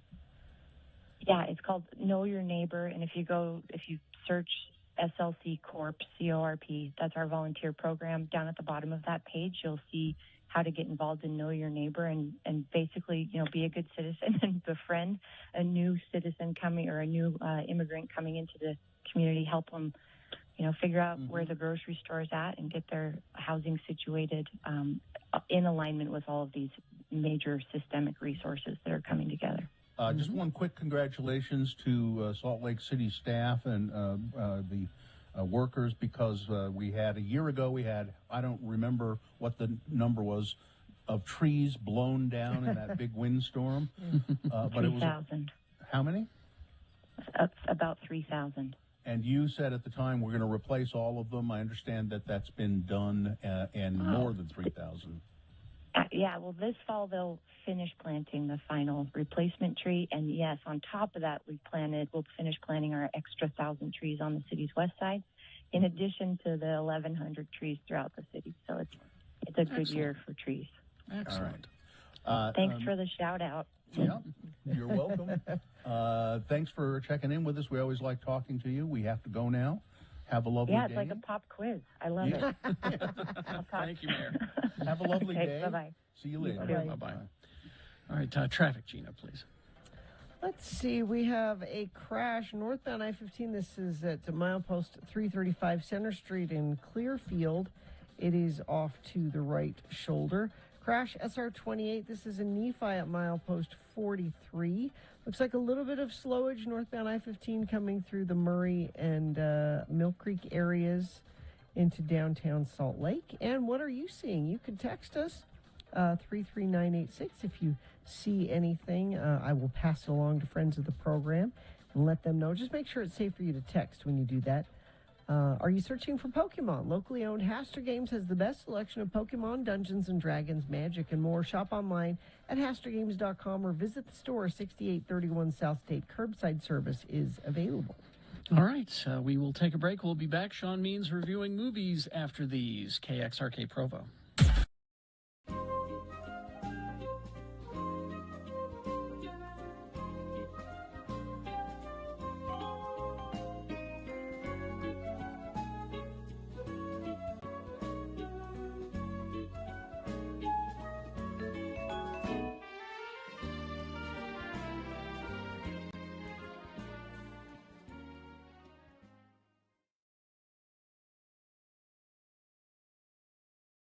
I like your shirt, by the way. New shirt? No. What? Old shirt. You never wear it, though. No, I don't. Why not? I don't know. It's a nice shirt. I don't wear it very often. Well, you should. Okay. Great. I gave you a compliment. Then maybe I will. I will wear it as often as I ever do, which is not often. It's a shirt that I bought. I remember exactly when I bought this shirt. It's when there was an Old Navy over here on 4th South. Mm-hmm. Over there Where on 4th Trader South. Joe's is going to be. Yeah. There was an Old Navy there, and I went in there one day, and they had this big pile of shirts on the floor. I'm not kidding, as Old Navy does sometimes. And they said all of the shirts in this pile are $1.20. I'm not kidding. $1.20, and I thought this shirt being $1.20, that's a negative money. Yeah, it costs more than that to. Yeah, there's more material in this shirt. There's more little, Vietnamese or Singaporean child finger blood in this shirt from sewing the buttons on. And so I bought it for $1.20 off the floor at the Old Navy. You would not think that. It's not. It's just a dumb shirt. You should have kept the receipt in the pocket. My sister bought a coat But we once. never do a 120 time check, Gina. So. My sister bought a coat once that was on sale, and it ended up being $7, and she kept the receipt in the pocket so that anytime anybody said, I like that coat. Her sister, Minnie Pearl. No, Mikkel. Just to I prove. like that coat. She'd say, $7. No, it's not. I have the receipt. That's She kept it in the pocket. right there. Right $7 coat. That is the see again. That's the kind of thing that the Barbary girls are interested in. $7? I don't believe that was $7. But you could have a debate with some other people about the political situation in Tibet or the existence of God. But when you're debating with the Barbary girls, it's whether Bill Murray is going to go crashing parties and how much the coat cost. Is she the good-looking one? They are all good-looking. No, they yes, are not. They are. All of my sisters are good. Lolita! Certainly not. All right, let's get this over with. One is better looking than the others. No, they are all good. It's that one that's really good-looking, and then there's why you guys do this? There's an okay one, and I then get there's phone that other calls one. every time you do this. Which one is he talking about? They know. Yeah, they all. I'm surprised they call. All they have to do is look in the mirror. Yeah, All they have to do is look at a family photo, Gina. They'll all point to the good-looking one. All the Barbary girls know.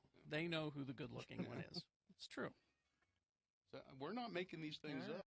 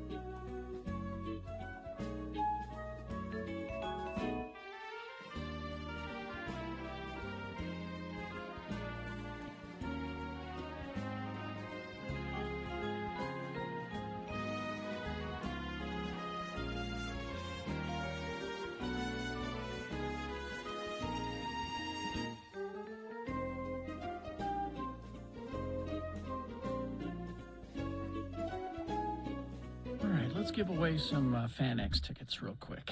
Yeah, FanX at the Salt Palace, September 16th, 17th, and 19th. And we have tickets right now, so you can text the word comic, COMIC, comic, to 33986 for your chance to win. All right.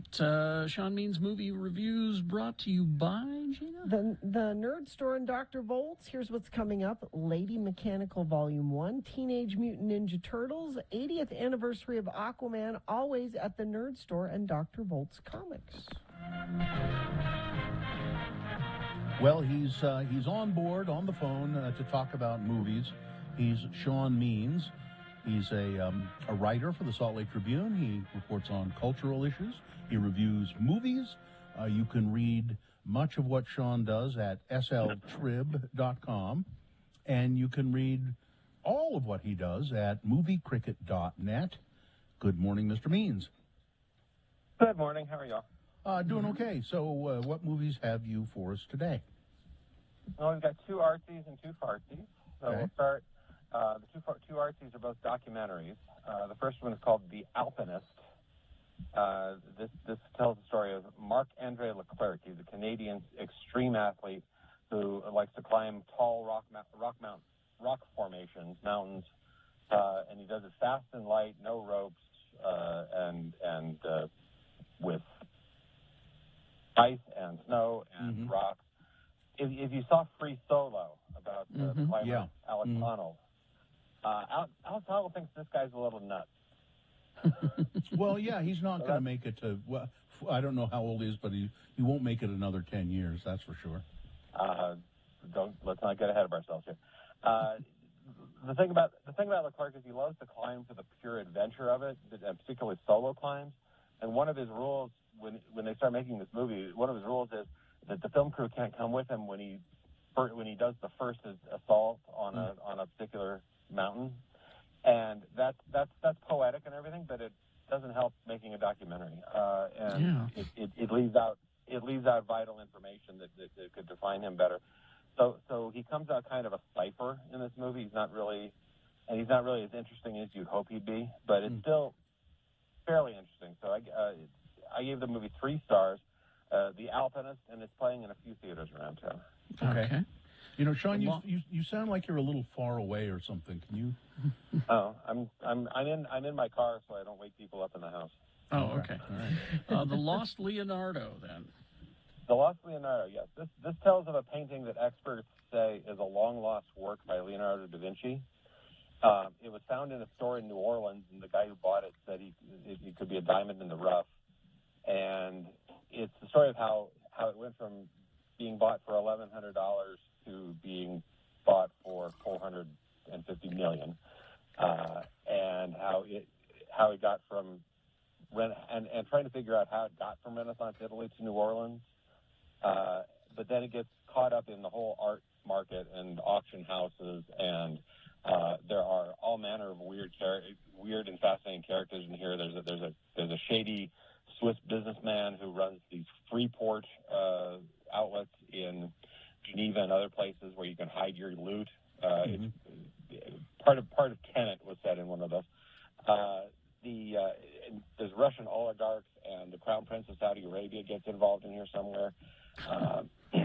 Major galleries, and it's about how, in a way, everybody sort of talks themselves into this thing being a real Leonardo, and there's still some question on whether it is. But all the experts have sort of talked their way into it because their livelihoods depend on it. So it's a really well-told story. I gave it 3.5 stars. It's playing in some theaters. The Lost Leonardo. Okay. All right. Then let's get to the fartsies. There's a couple, it looks like. Queen pins or the card counter? Queen pins. All right. Let's start with Queen pins. This is a comedy. At least that's what the label says. This is a mess from start to finish. Kristen Bell stars as a woman in Phoenix who clips coupons to save money, and her neighbor, played by Kirby Howell-Baptiste, who was in The Good Place with Kristen Bell. She wants to be a YouTube influencer if she can ever get out of her mom's house. Bell's character figures out that if companies who give out coupons, if you mail them complaints, you get a free, coupon for a free whatever. And she figures out how to game the system and get like surplus coupons from the manufacturers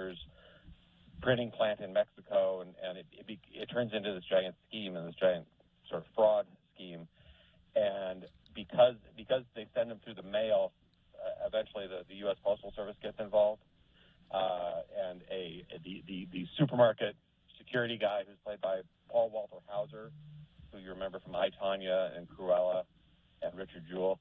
Yeah, no. He calls in the feds, and the feds send a postal inspector played by Vince Vaughn. Vince Vaughn is the only bright spot in this movie.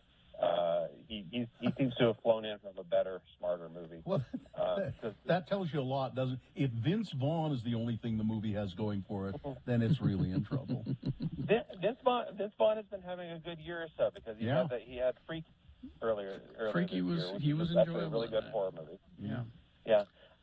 You can see at every turn where this movie is going, and there isn't much to laugh about along the way. It's atrociously bad. Right. Queens, it's in theaters. I give it 1.5 stars, and that half is for Vince Vaughn.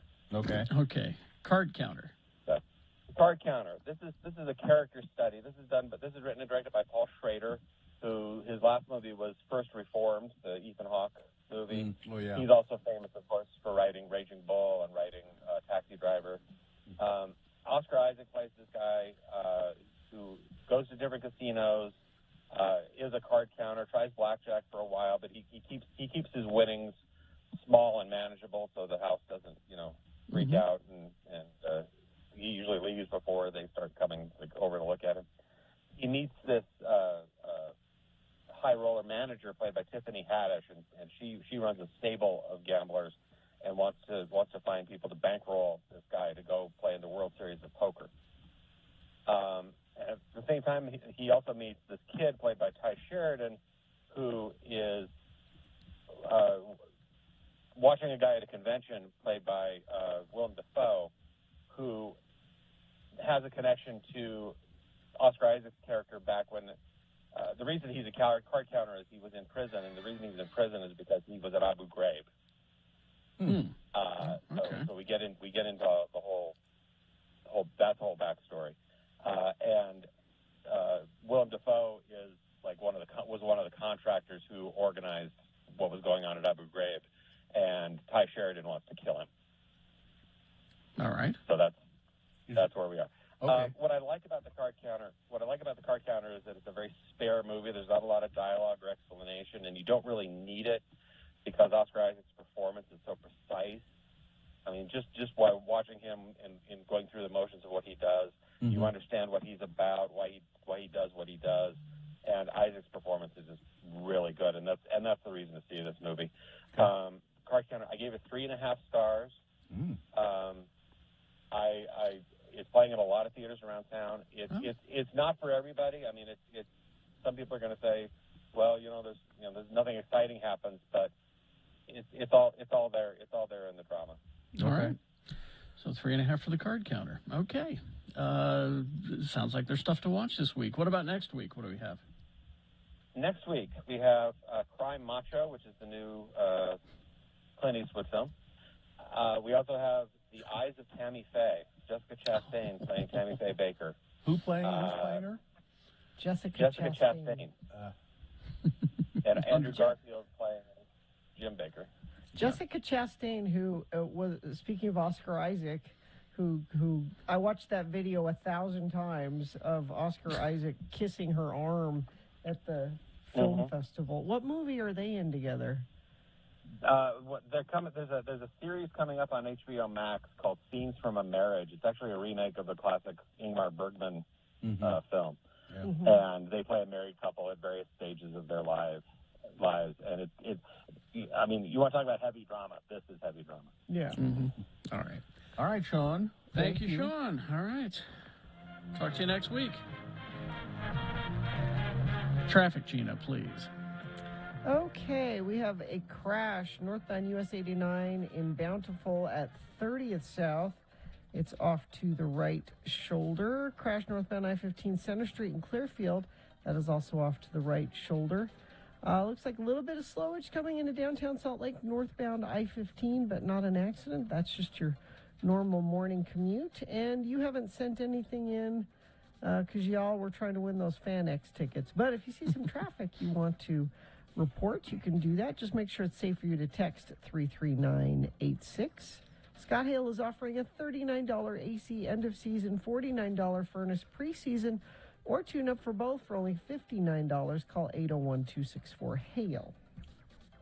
Okay, we have Boner round 2 coming up. Here are the candidates you'll be considering. Boner candidate number 1.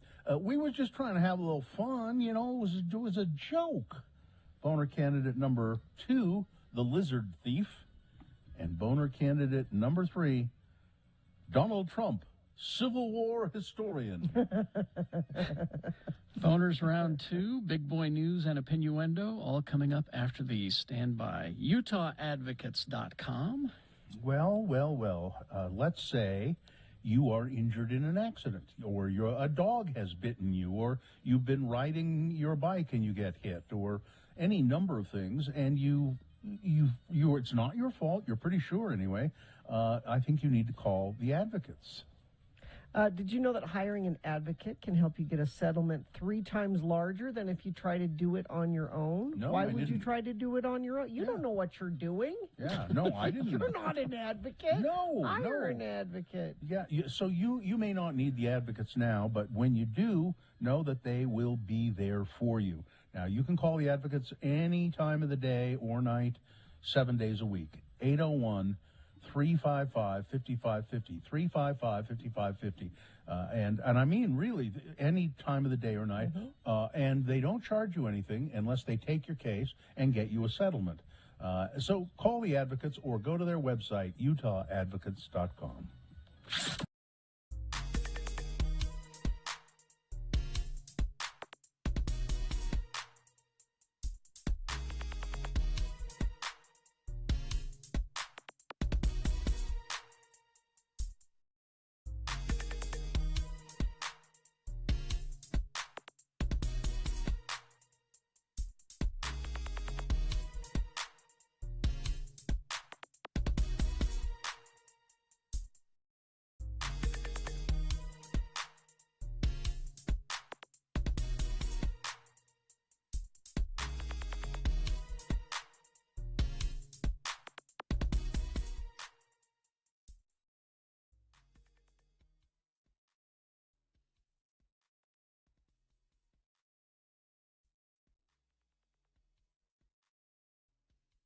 Here's what Kerry Jackson is doing when he's not on the air. Grandma, why do we have to drive all the way up from Salem to Orem just to go to the Training Table restaurant? Because they have the cheese fries, you stupid little turd. Grandma. It's worth the 20-mile drive for the cheese fries. Yeah, worth it to you. You don't have to drive. Well, what did you say? I said that those cheese fries seem to make you thrive. That's what I said. Of course they do. Cheese fries have all the nutrients we old people need. And they're easy to digest, too. Oh, when those rat bastards down home get the cheese fries to their burger joint, maybe we'll eat at home. Grandma, did you bring your stool softeners? Just, you never mind about my stool softeners. Just get on the damn phone and order the cheese fries. Okay. Oh, and about 10 of them cups of dipping sauce. Grandma, can I order a burger for myself? Well, if you've got the money to pay for it. What do you think I am, Zion's First National Bank? Oh, no, I don't. Stupid little turd. Here's what Bill Allred is doing when he's not on the air. Hi, welcome to the training table. Can I take your order, please? Well, sure. Bill? Bill, is that you? Just a minute. Hello? Hello. Welcome to the training table. May I take your order, please? Hey, what happened to the guy I was just talking to? Guy? Wait a minute. Bill, this is you, isn't it? I don't know what you're talking about. My name is Jenny. Jenny Parsons. Who are you? Oh, come on. Like you don't know that I'm Kerry Jackson, your partner on X96's Radio from Hell show. Oh, you're Kerry Jackson? Oh, I've heard of you and the Radio from Hell show, too. Oh, I love your partner, Bill Allred. Yeah. He's so handsome and kind and generous and thin, too. Yeah, right. Oh, and he's so much funnier than you. All right, listen, Allred, I don't know what you're trying to pull, but I could just send Grandma back in the kitchen to kick your ass. I'm not kicking anybody's ass until I get my cheese fries. You stupid little turd.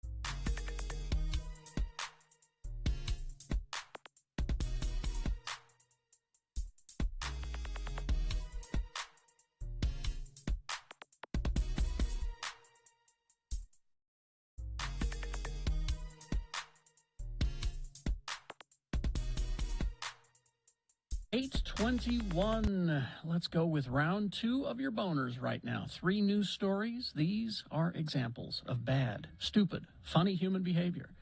You will decide with your vote of these 3 candidates which one is the worst, which one should go forward to boner fight, face off against the winner of round 1. We did that an hour ago. And possibly become boner of the day. Winning here secures it a spot in Boner Dome. Boner fight happens between the 2 champions at 9:20 this morning. That's when you'll decide boner of the day with your vote. Right now, we need to send one of these 3 forward from this round 2. So pay attention. 2 candidates now, a third after the news. Once you've heard all 3, then you will vote. And one of you lucky random boner voters will receive. I can't buy it, gotta win it, Radio from Hell boner t-shirt. Boner candidate number 1. Well, we was just trying to have a little fun, you know. We was just joking. 2 middle school students in Park City being investigated for joking around, they said, about shooting up the school. You kids. According to the Summit County Sheriff's Office, the 2 students at Ecker Hill Middle School made the remarks jokingly, and they didn't have any weapons available to them. We are not allowing the 2 students to attend school today, the Sheriff's Office said in a Facebook post, and we have encouraged the school to contact them with the next steps. Sheriff's investigators plan to refer the matter to the Summit County Attorney's Office for any further action in juvenile court. Word of the threat began spreading on social media on Tuesday, the Sheriff's Office said, prompting their investigation. Well, we asked parents of students to contact our office immediately when hearing information like this, the Sheriff's Office said. It wasn't until after it was shared on social media that our deputies were notified. Now, if you hear or see something, please say something to us, even if it is joking, yes. But these 2 students, we were just joking, you know. No, can't joke about that. No, not funny. Boner candidate number 1. Here's boner candidate number 2, the Lithered Thief. A 49-year-old Caldwell, Idaho man has been arrested and accused of pickpocketing several, well, it's really not pickpocketing, stealing several lizards from local pet stores. I don't think these were lizards that lived in pockets. These were lizards He pocketed them. Yeah. Ah. These are lizards that are for sale at the pet store. According to Boise police, Christopher Garcia would wait until there were no employees around and then would stick a lizard in his pocket and walk out the door. Mr. Garcia was arrested on 2 counts of felony grand theft. He's in jail. The reign of terror of lizard thievery is over. Thank God, in Caldwell, Idaho. Boner candidate number 2, the lizard thief. Coming up in a moment, boner candidate number 3, Donald Trump, Civil War historian. Boner candidate number 3 for round 2 coming up after this. Big boy news and opinioendo brought to you by. The Utah Outliers hockey program is composed of players from USA and around the world. They depend on community support. Host families will be paid to house players. Volunteers are needed and internships are available. To get involved, email Heather at outliershockey.com.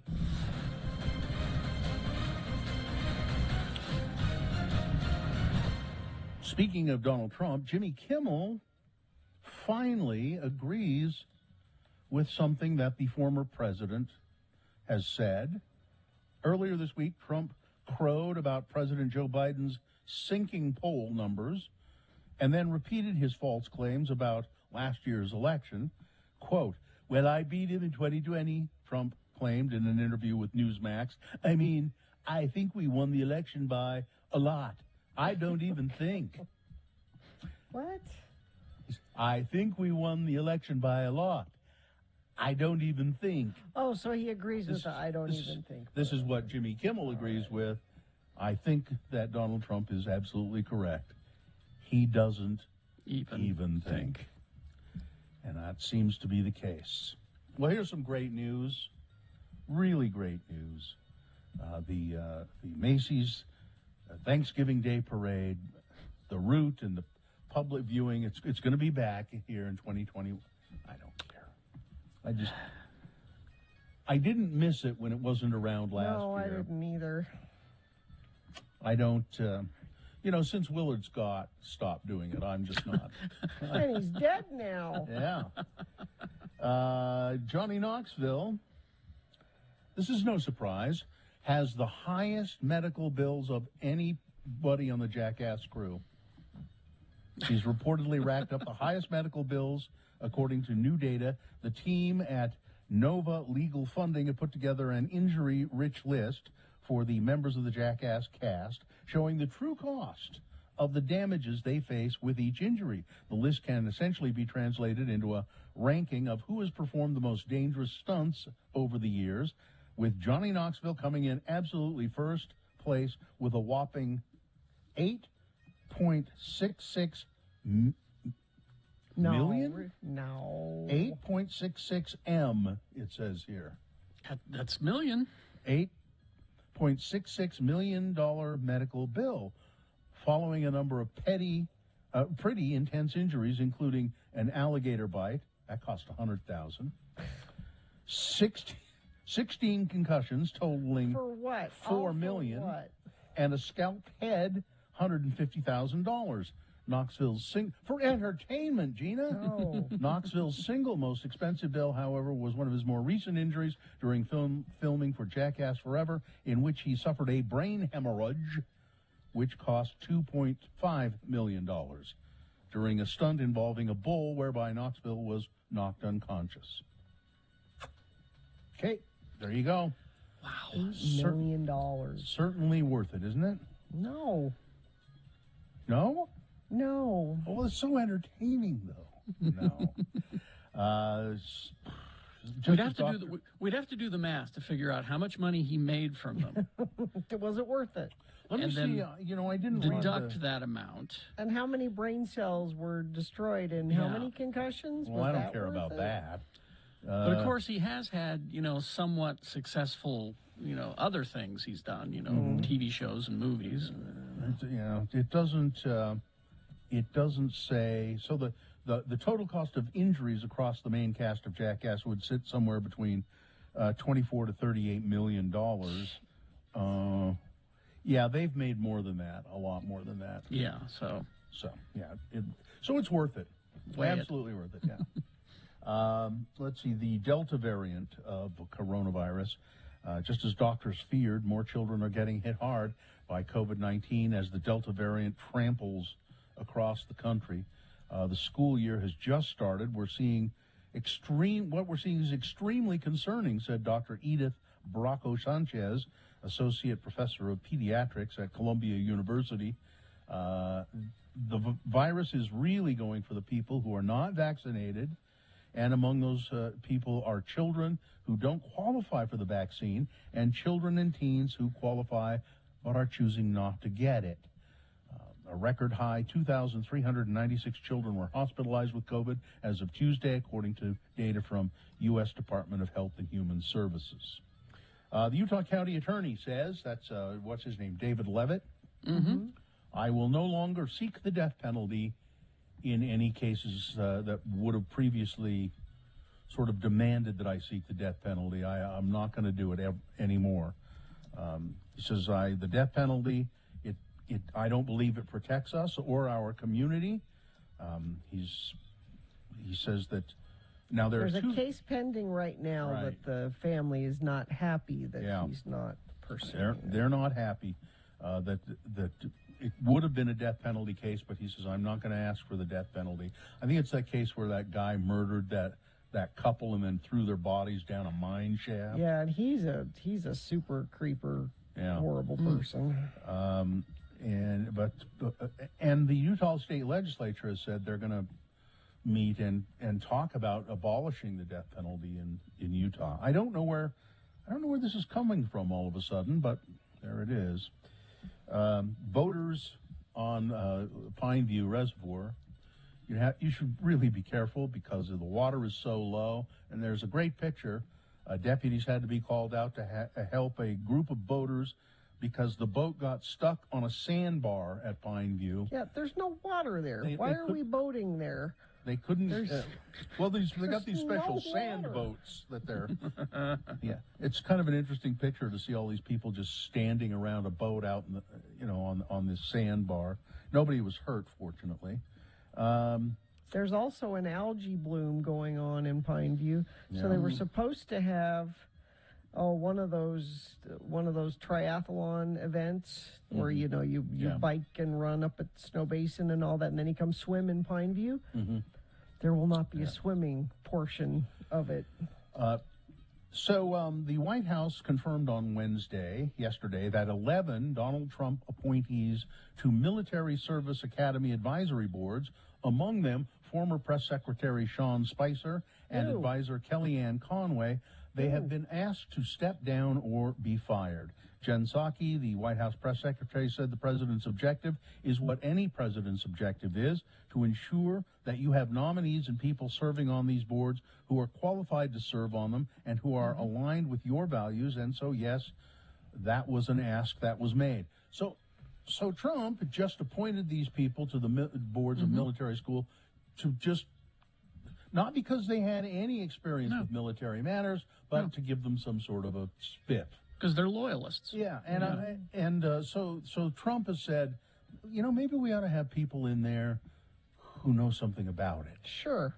And then it's also because there is a little bit of currying of favoritism and that sort of thing as well.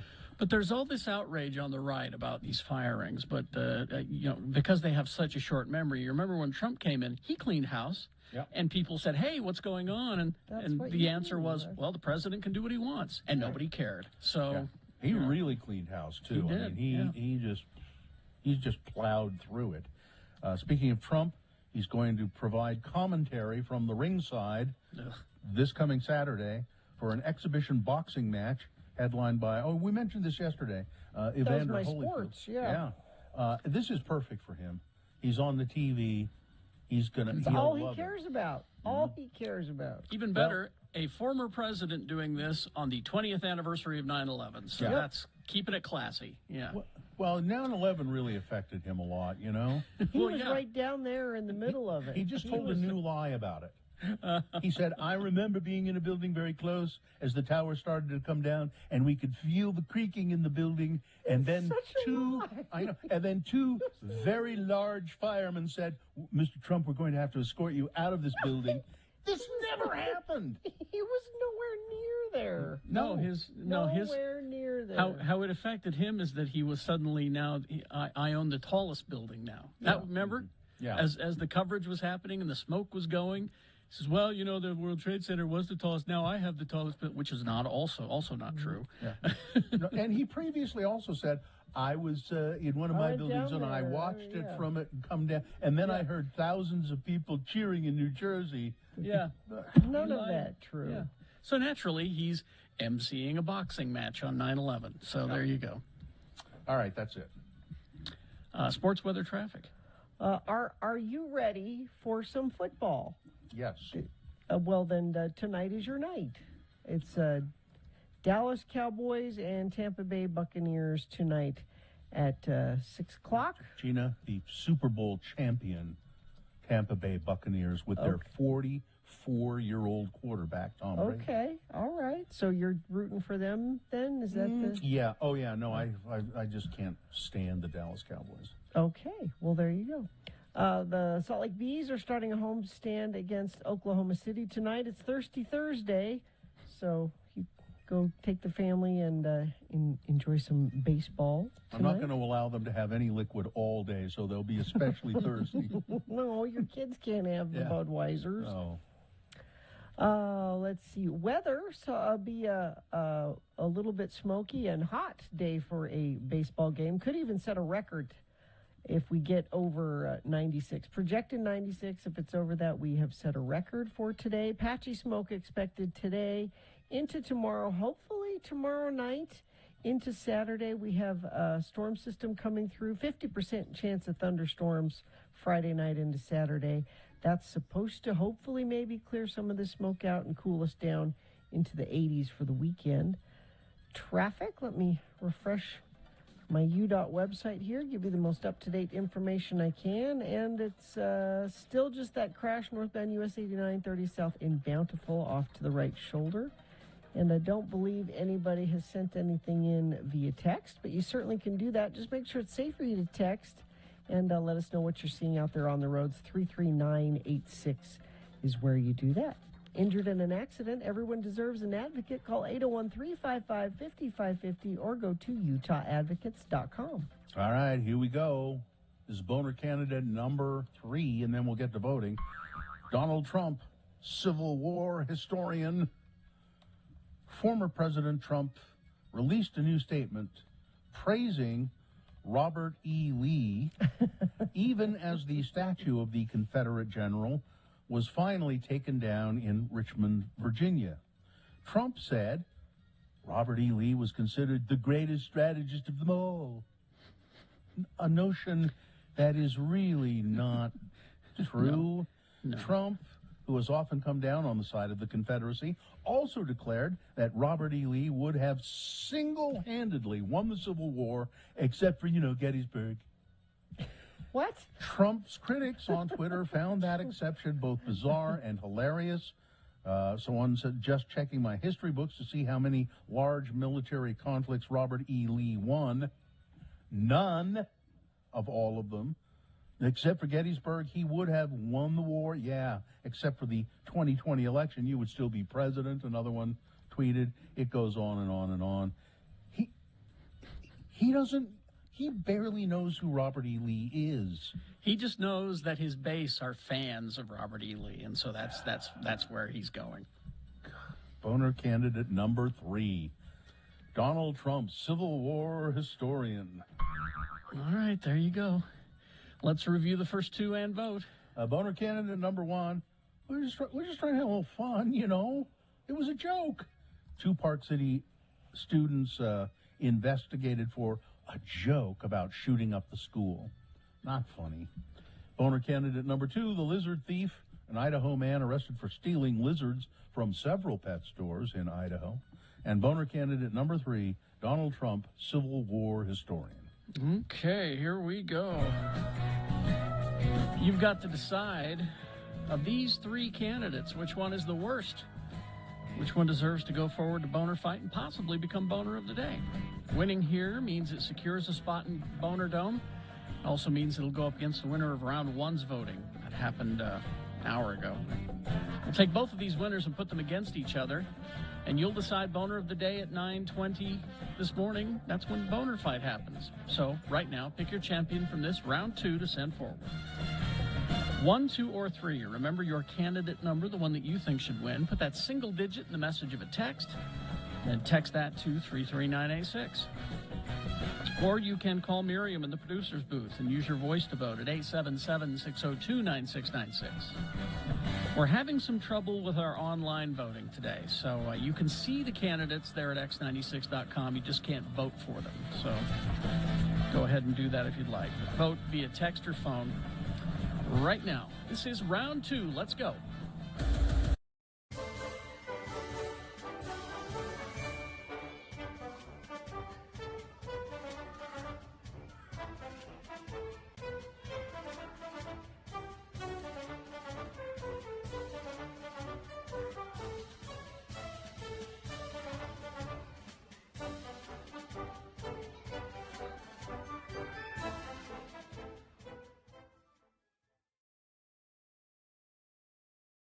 Farting is far from just a human problem.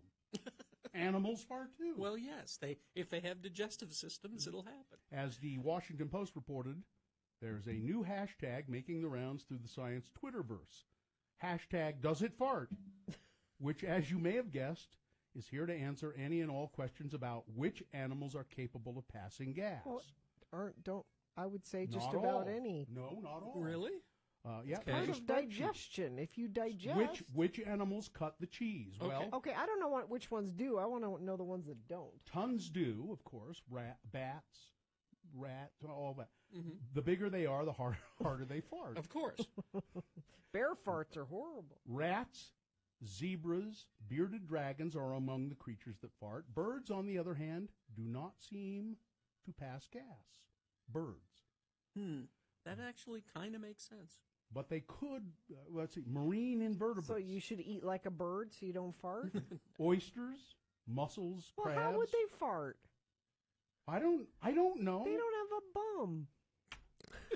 Well, they eliminate waste. She said in the most scientific way possible. They eliminate waste.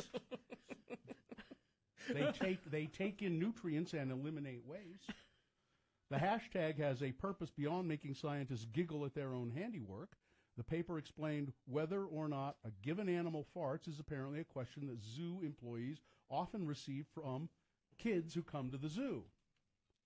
Well, yeah. They ask the questions. Kids would ask that. If a little scatological humor keeps kids interested in biology, well, everybody wins. And if the hashtag Does It Fart has you jonesing for more internet things at the intersection of animals and potty humor, there's always... no, I don't think I can say that one. It's about animals with the weirdest genitalia. Okay. Now, here's someone who's saying that birds fart because they've heard their cockatiel fart. I don't think you have. What have you maybe heard it's just then? making I a fart think you've sound. heard it making a fart sound. Yeah. Yeah. Or they're mimicking you, Probably maybe? imitating you Yeah. farting. Yeah.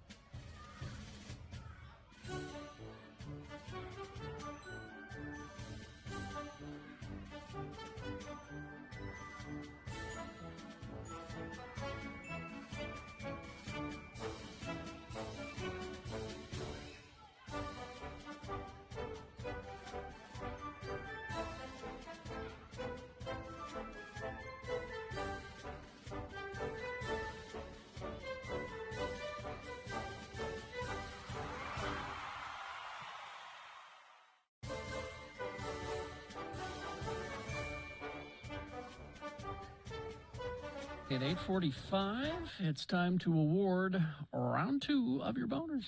And round 2 of the boner voting is brought to you in part by Potato Chips. And enjoy a cosmic light show, film, or just stop by for free exhibits. Clark Planetarium's open 7 days a week at the Gateway in downtown Salt Lake. Experience something new. Visit clarkplanetarium.org today. Boner candidate number 1. Well, we were, just having a little fun, just joking around. Park City High School, well, I don't know what high school, junior high, I don't but 2 Park City students. Yeah, it wasn't high school. They were younger than that. Joking around, they said, we're going to shoot up the school. Boner candidate number 2, the lizard thief. This is a guy stealing lizards from several pet stores in Idaho. And boner candidate number 3, Donald Trump, Civil War historian, proving once again he knows nothing about anything. I heard Michael Wolff, who's written now 3 books about Donald Trump, say in an interview the other day, he doesn't read. Nope. And he doesn't listen to any advice. Nope. Perfect president. Perfect person to be president. So he was making comments about about Robert E. Lee and all that. Let's see. And the winner was... Now, I thought that the kids joking about shooting up the school would do well. And it did, but not well enough to beat Donald Trump, Civil War historian. There you go. That's the winner of round 2. It now goes forward to Boner Fight. It might be Boner of the Day. Depends. It'll go up against the winner of round 1's voting. We did that an hour ago. Winner is waiting there. You'll decide between those 2 champions with Boner Fight at 9:20 this morning. That's when you'll vote for Boner of the Day. Is this sponsored, Gina? No, just dive right in. All right, hit it. Who's that journalist? The pickle guy. Gerke. Gerke. Robert from hell on X96. Robert Gerke is with us. Good morning, Robert. Robert? Hello. Yes, I'm here. There he is. Hi, Robert. He columnist for the Salt Lake Tribune. I have a bunch of your columns here listed. Republicans and the Salt Lake County Council and our COVID rate. Software can prevent gerrymandering. But which one would you like to talk about, or what? Maybe is there not? something else? Which Do you one? have my one about wine and liquor stores or wine and grocery stores? No, I don't have it, but I did see it. Yeah, let's talk about that. That was one on Sunday, and it's a little bit lighter, I think, than some of the others. So let's go with that one. Okay. When you have Jimmy Santangelo on, you can talk to him about it too. But okay. This is one that I just think it's a change whose time has come. If you travel out of state, if you're coming in from other states, you're used to seeing wine being sold in grocery stores, and we're one of the places that doesn't allow this yet. And I think maybe it's time to do it. We changed the allowed higher alcohol content in beers that are now sold in grocery stores. And we've sort of gradually been loosening our liquor laws in the state, bringing them more in line with the rest of the country. And what we haven't seen in that time is an increase in either childhood consumption, children drinking alcohol, or DUIs, which is those are the 2 big concerns that everybody has. And so I think it's a discussion worth having. Now, I'm not foolish enough to think that the legislature is just going to say, "Hey, that's a great idea, jump on board." But start the ball rolling somewhere. Let's reiterate that comment, though, that we have loosened up liquor laws to a certain extent here in Utah, and neither DUI or child drinking rates, neither of those things have gone up as a result. Yeah, and if you look back over the since 2009, we're old enough to remember private clubs. You used to have you used to only be able to get an ounce of alcohol in a cocktail or in a pour. They loosened that up a little bit. The beer thing that I mentioned. And plus there's just all these, there's more advertising that's allowed, and there's these, seltzers and other things that are sold in grocery stores. And none of that we've actually seen youth drinking rates drop by about 40% in that period of time. And we've seen DUIs consistently going down as well. So there are people out there who are going to drink and drive, but it doesn't seem to be tied to the accessibility of alcohol. Yeah. Those people who are problem drinkers are going to get their alcohol, one way or another. It's regardless of where they're getting it from. If we present this to the legislature, that they're going to get so many more tax dollars if you sell wine in the grocery store, people will. If it's easier for them to buy, they will buy more.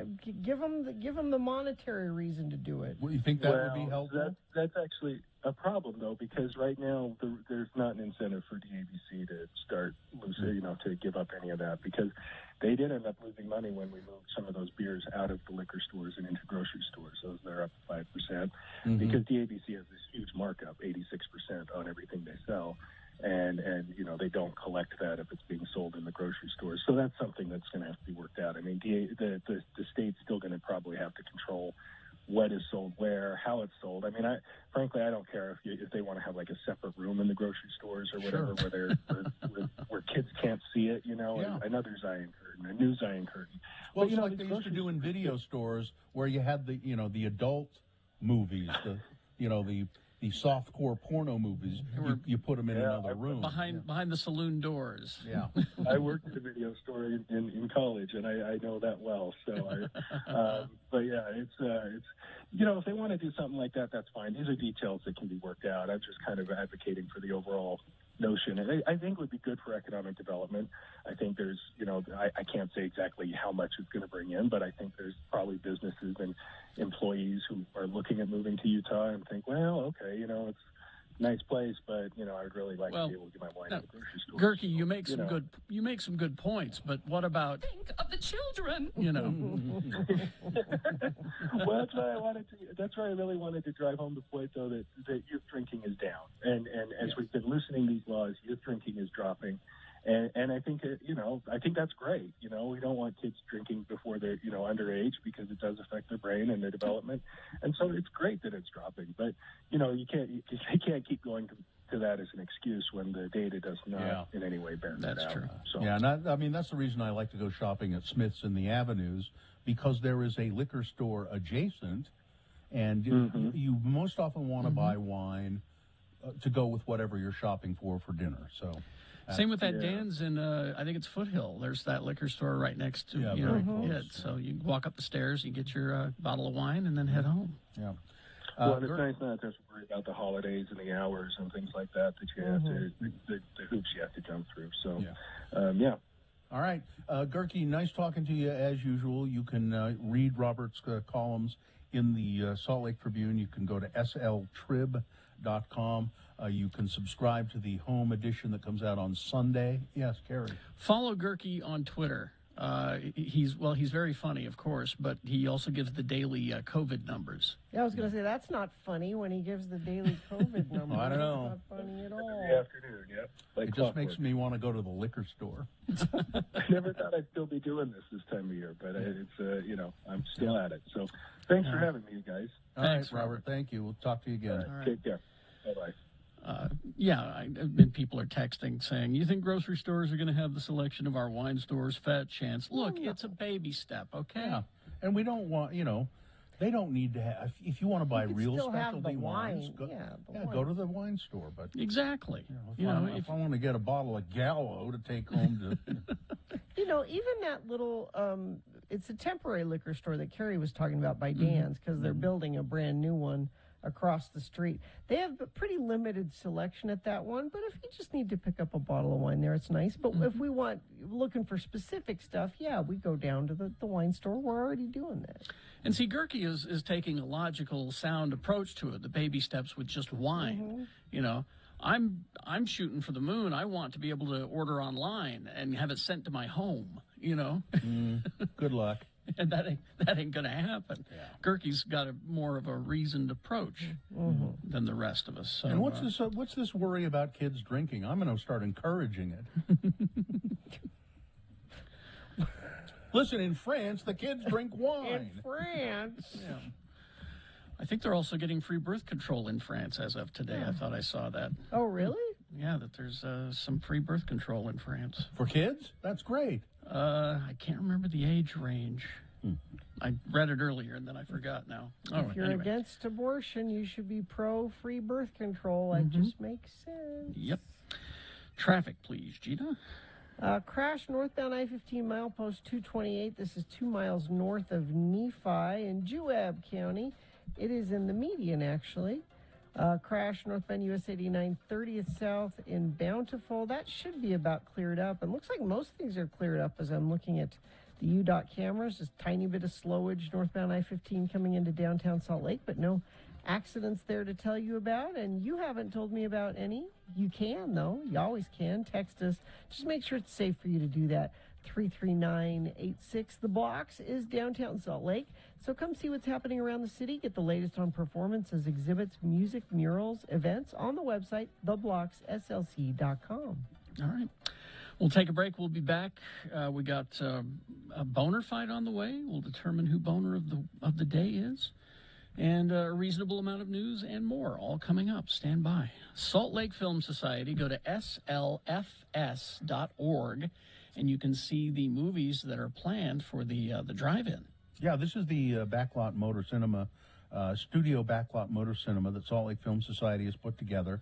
And this weekend, now this movie I think is supposed to be pretty good. Did you see it, Gina? Booksmart? That's tomorrow. That's got Beanie Feldstein in it. She's the one that's playing Monica Lewinsky in that new movie. But this is Olivia Wilde's directorial.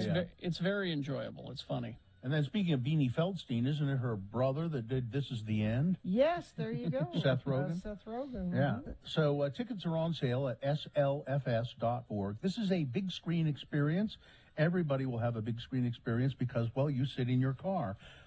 Every one of these sells out, so please get your tickets right away. You can even buy your popcorn online, and then they give it to you when you drive up to the movies. So Salt Lake Film Society is doing this. Look at the schedule and buy tickets at slfs.org.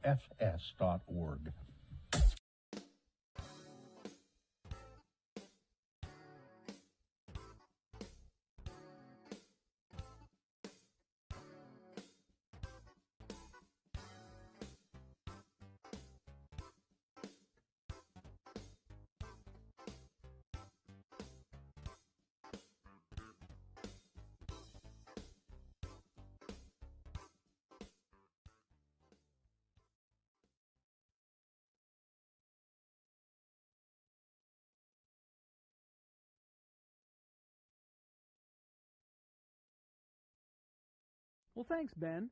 Today's word is krenz. Spell it with me now. K-R-E-N-Z, krenz. And now we'll use it in some dialogue starring as LeVar and LeGrand, our two lovable Utah boys. Let's join them now as they eat burgers and watch kids playing at the McDonald's Playland. Again, the word is krenz. Woo-hoo! Sure is fun to watch them little ones in the ball crawl, ain't it, LeVar? Sure is. Makes me wish I was a little tyke once again. We didn't have no ball crawls when I was a spud. Oh, I know. Best we could do was use the rolled-up socks from our sock drawer. Used to throw 'em in a kiddie pool and then crawl around in 'em. I remember. How's your burger? They're pretty good. How about your chicken noogies? Oh, tasty. Pretty smart way you figured out we could get these Happy Meals. They don't like us adults to order them for ourselves. Damn betcha. Just tell them that your kids have gone over to the Playland and you're ordering up for them. You know, them high school kids that work behind the counter don't give no rat's butt about it anyhow. They just serve them up. You know, I think this is the best deal, too, because the Happy Meals always got surprise in them. A couple of months ago, I got a Catwoman core in mine. Yeah, I was trying to collect all them Jurassic Park Happy Meal stuff. I didn't get the sick Triceratops, and I missed the Alan Grant figurine, too. That was when I was in court on that DUI. I told you to quit drinking. Oh, hey, looky here in my Happy Meal. It's a McDonald's Land coloring book devoted to the adventures of Mayor McCheese. Ooh, boy, this coloring book even comes with a little box of crayons. Oh, this is a box of crayons? I thought these was candies. Crap, I've been eating crayons. You know what, they ain't too bad. Hey, can I die from eating these crayons? Well, in USA Today, there was a story the other day about how some crayons made in China is full of lead or some kind of radioactive material. I don't remember which. But if it's lead, I know that can cause brain damage. Well, I hope there ain't no lead in these crayons. I hope they got some radioactive stuff in them instead. Then maybe I won't have to have this tumor operated on.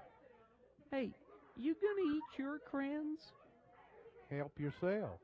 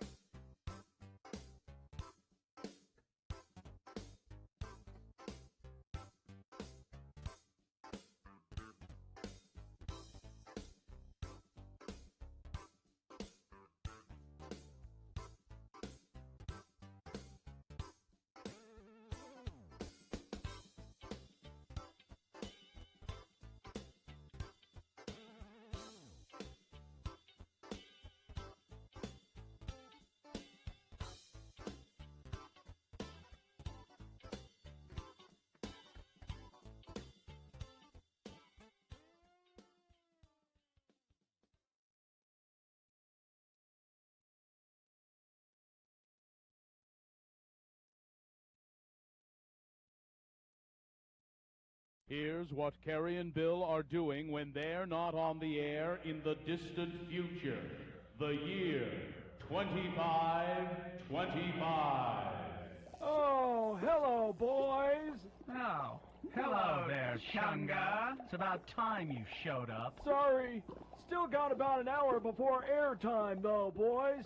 Thought maybe I'd change the brine in your pickle vats before we start the show. Yeah, good idea. Mine's kind of reesty and cloudy. I mean, I can barely see you through the glass. Yeah, and my liquid isn't conducting the electrical impulses I need to blink my eyes. You guys are amazing. I don't know of any other guys in radio who could have lost their bodies to disease, have their heads preserved in vats through the miracle of cryogenic science, and still go on with the show. I bow in the presence of greatness. Yeah, and if I still had an ass, you'd be kissing it right now, buddy. Hey, come on, leave the kid alone. All right. He won't change the brine before we have to go on the air if you keep insulting him. Hey, any word on when our audio animatronic bodies are going to be ready, Chunga? Well, I called Disney and they apologized for the mix-up with the last bodies they sent you boys. But Bill, I thought you looked pretty cool with your head on Little Mermaid body. I wasn't any better off with that body than I am as just a disembodied head in a pickle vat. Who could walk on that tail? Yeah, the Country Bear Jamboree body they sent me was ridiculous. I think Bill and I are going to be much happier when they send the Chip and Dale bodies. God, ain't technology wonderful? You said it, brother. Only here in the year 2525 could two disembodied heads kept alive in pickle vats do a radio show. And still come out to be about number 15 in the ratings. Do you guys mind if I wait to change your fluid? I gotta go to the head. The head. Real funny. What a comedian. What? Oh, nothing. Hey, watch out. You're jostling my back. Out! Help, pick me up. I'm going to die. Hey, now maybe I can get a full-time gig on the Radio from Hell show. I knew someday I'd get ahead. Get ahead. Now that's funny, Chunga. Funny.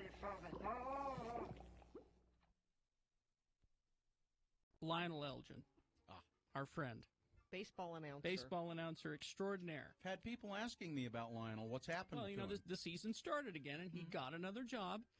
He announces baseball on radio stations, and he keeps getting jobs because he's really good at it. He is excellent at it. He's very colorful. He loves the players, is the thing.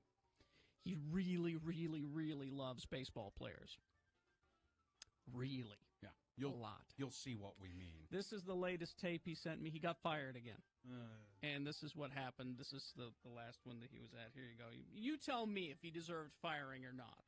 I don't know. So we're set to go here in the third. And what a beautiful day for baseball it is. Like a day in the park, folks. The athletes like cuddly little pets, frolicking, running, jumping, chasing, and retrieving balls. Furry, fuzzy fellas. So here comes Davis now, 0 for 1 today, flying out to right in the first. Notice the way Davis likes to sway back and forth, foot to foot at the plate. The first offering from Lee, fastball strike in the outside corner, 0-1. And as Davis teeter-totters back and forth, one can't help but notice the up and down motion of each cheek of his finely toned hind end. Like two pistons in a perfectly timed machine, lubed with oils and perspiration for maximum viscosity. Lee set now, kicks and fires, breaking ball low, 1-1. Call it the show, folks, and no wonder. Davis very muscular.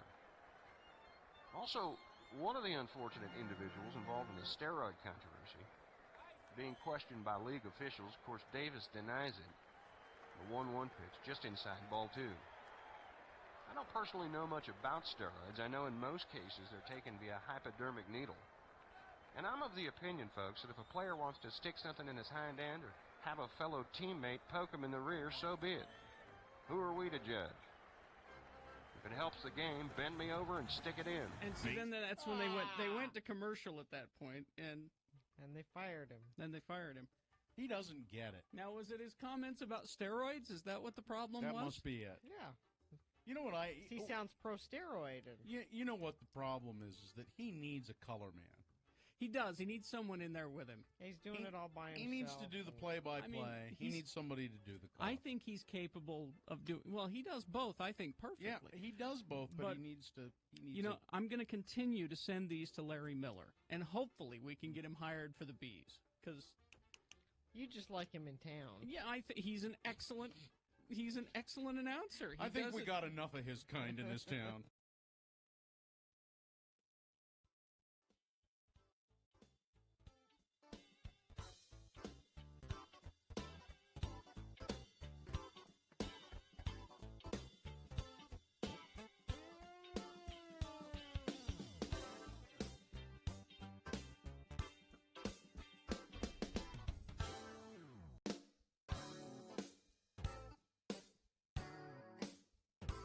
On this day.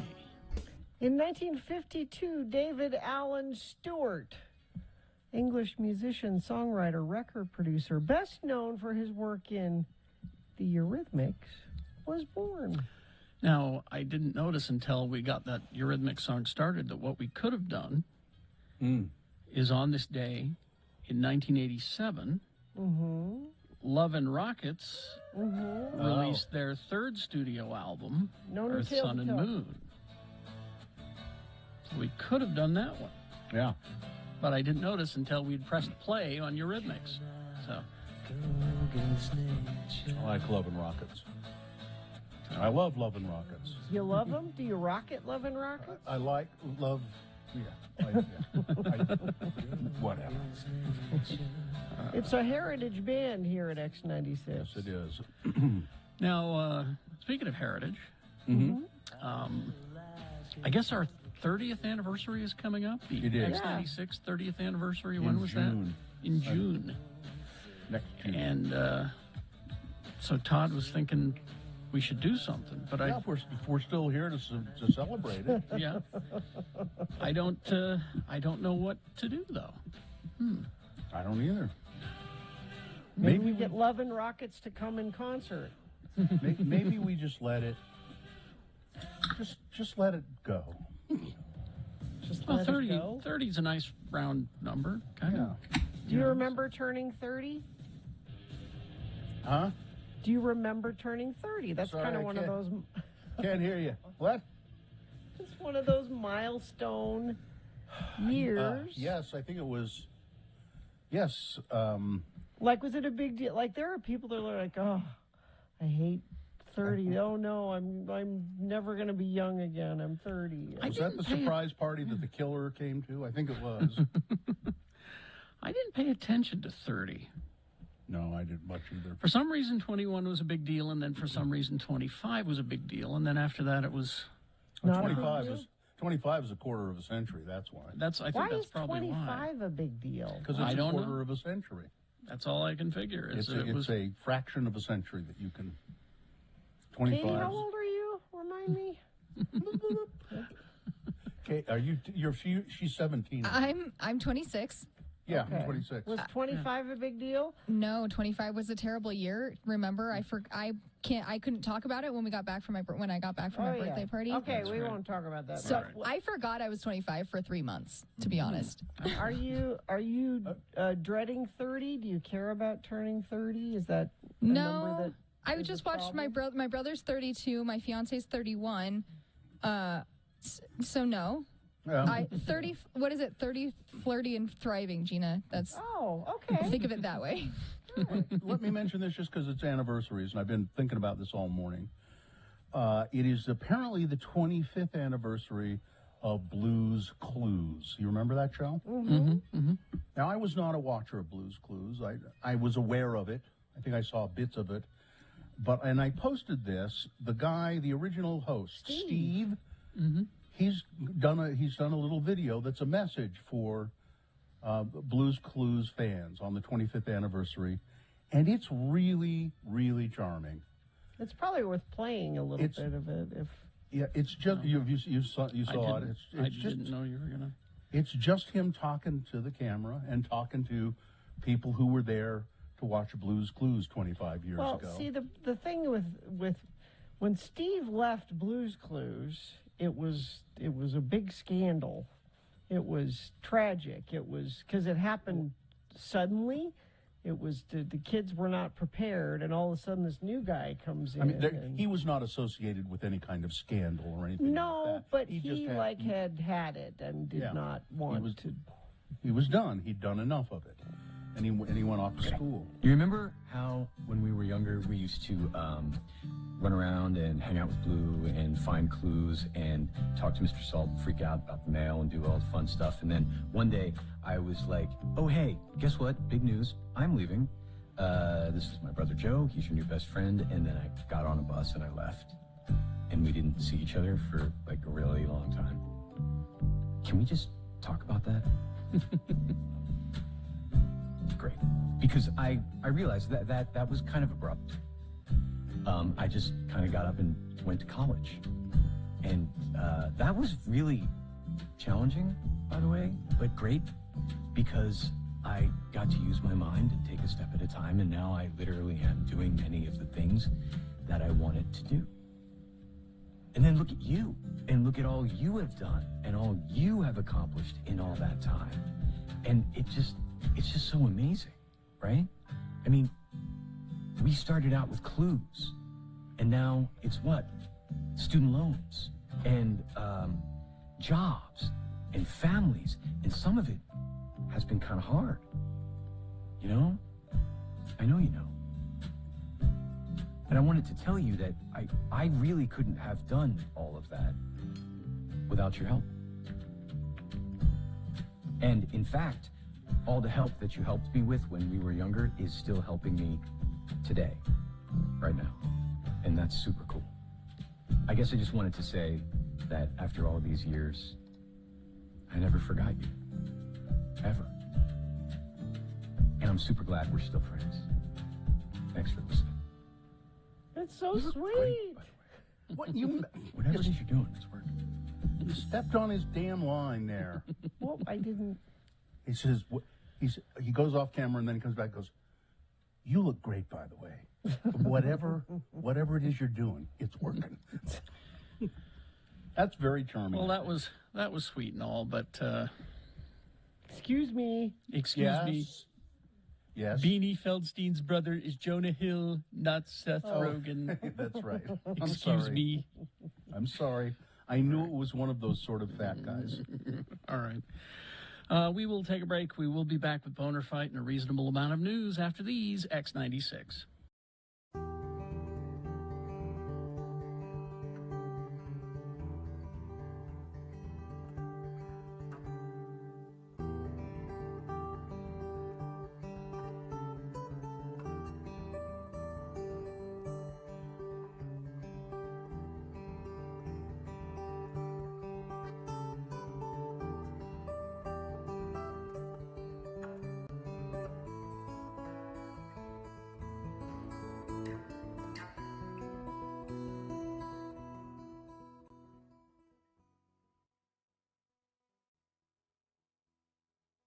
So this weekend is also the big shopping thing. It is. And I'm telling you right now, if you go, I'm going to be hurt. The big shopping thing being every year, Gina. Well, you tell them what you do every year. Yeah, go ahead, Gina. It's my mom, the Sainted Mary Claire, and 3 of her friends, and all their daughters. I don't even know how many people it is. It's like 40 people. But they're all of a certain. Oh no, I'm not going to do it. Never mind. I was going to be way too mean there. I was so hoping you'd continue. Let that thought flow through there. Anyway. In fact, one of the mothers was shopping a day or two ago with her daughters. I'm not sure where they were, but getting she was to jump on it, were they? Well, no, they were trying to buy the matching jammies because we all wear matching jammies, and those are pajamas for those of you who don't know what jammies are. Matching jammies. And the mother said, oh, I want these. And they said, well, we need to order them in. And she said, well, I have to have them by Thursday. I'm like, why do you need, 5 pairs of matching jammies by Thursday? And she said, well, we go on this shopping trip every year. And he said, is this Gina Barberi's shopping trip? God. Okay, so we don't need to explain it. Everybody seems to know. But Here's the deal: is that if you go, why will you be hurt? I will be Terry? hurt because she can't make the ride into work here and sit in this comfortable chair that Babinski's has given you. But she can go But she can go shopping. and shop, and that just shows there's that guilt thing coming back. Is that you and I cannot have any control? No. But Mary Claire, Queen of Guilt. She directs my life, as you know. I don't think that you should let your mother make you go on this shopping. That's right. That's right. Well, and actually we've talked about it a lot the last couple of days, and she's been worried about me, and I've been having some trouble the last couple of days. And Richie's having a T-shirt made for you, by the way. It just says "irritable uterus" on it. Well, I'd wear it. Let's see if we can get a second tie line to come in here. I know big radio stations can do that, and we're just KXRK Provo, but let's see if we can get a second tie line in here so that Gina can be at home and we can be at Jiffy Lube on Monday. And we can all be here. All right? It'd be nice if we could do that. All right. It's the JT thing that's the problem. Well, JT can maybe send her traffic in pre-recorded. Oh, JT, okay. you're there, right? Maybe we could do that just for Whatever one you guys want. For one day. That's all a doable thing, isn't it, JT? As long as somebody can play an MP3 over there. Sure. Yeah, we can do that. Yeah, whatever you guys want. All right, we'll have Richie work that out. I mean, it would be sort of live traffic, but it would be like I'll send it like a minute or two. a minute before or this. two. Yeah. I won't be able to do my sign off though. Well, we'll be okay. We'll forego One that. day, one day. Yeah, whatever you guys want. Come All on. right.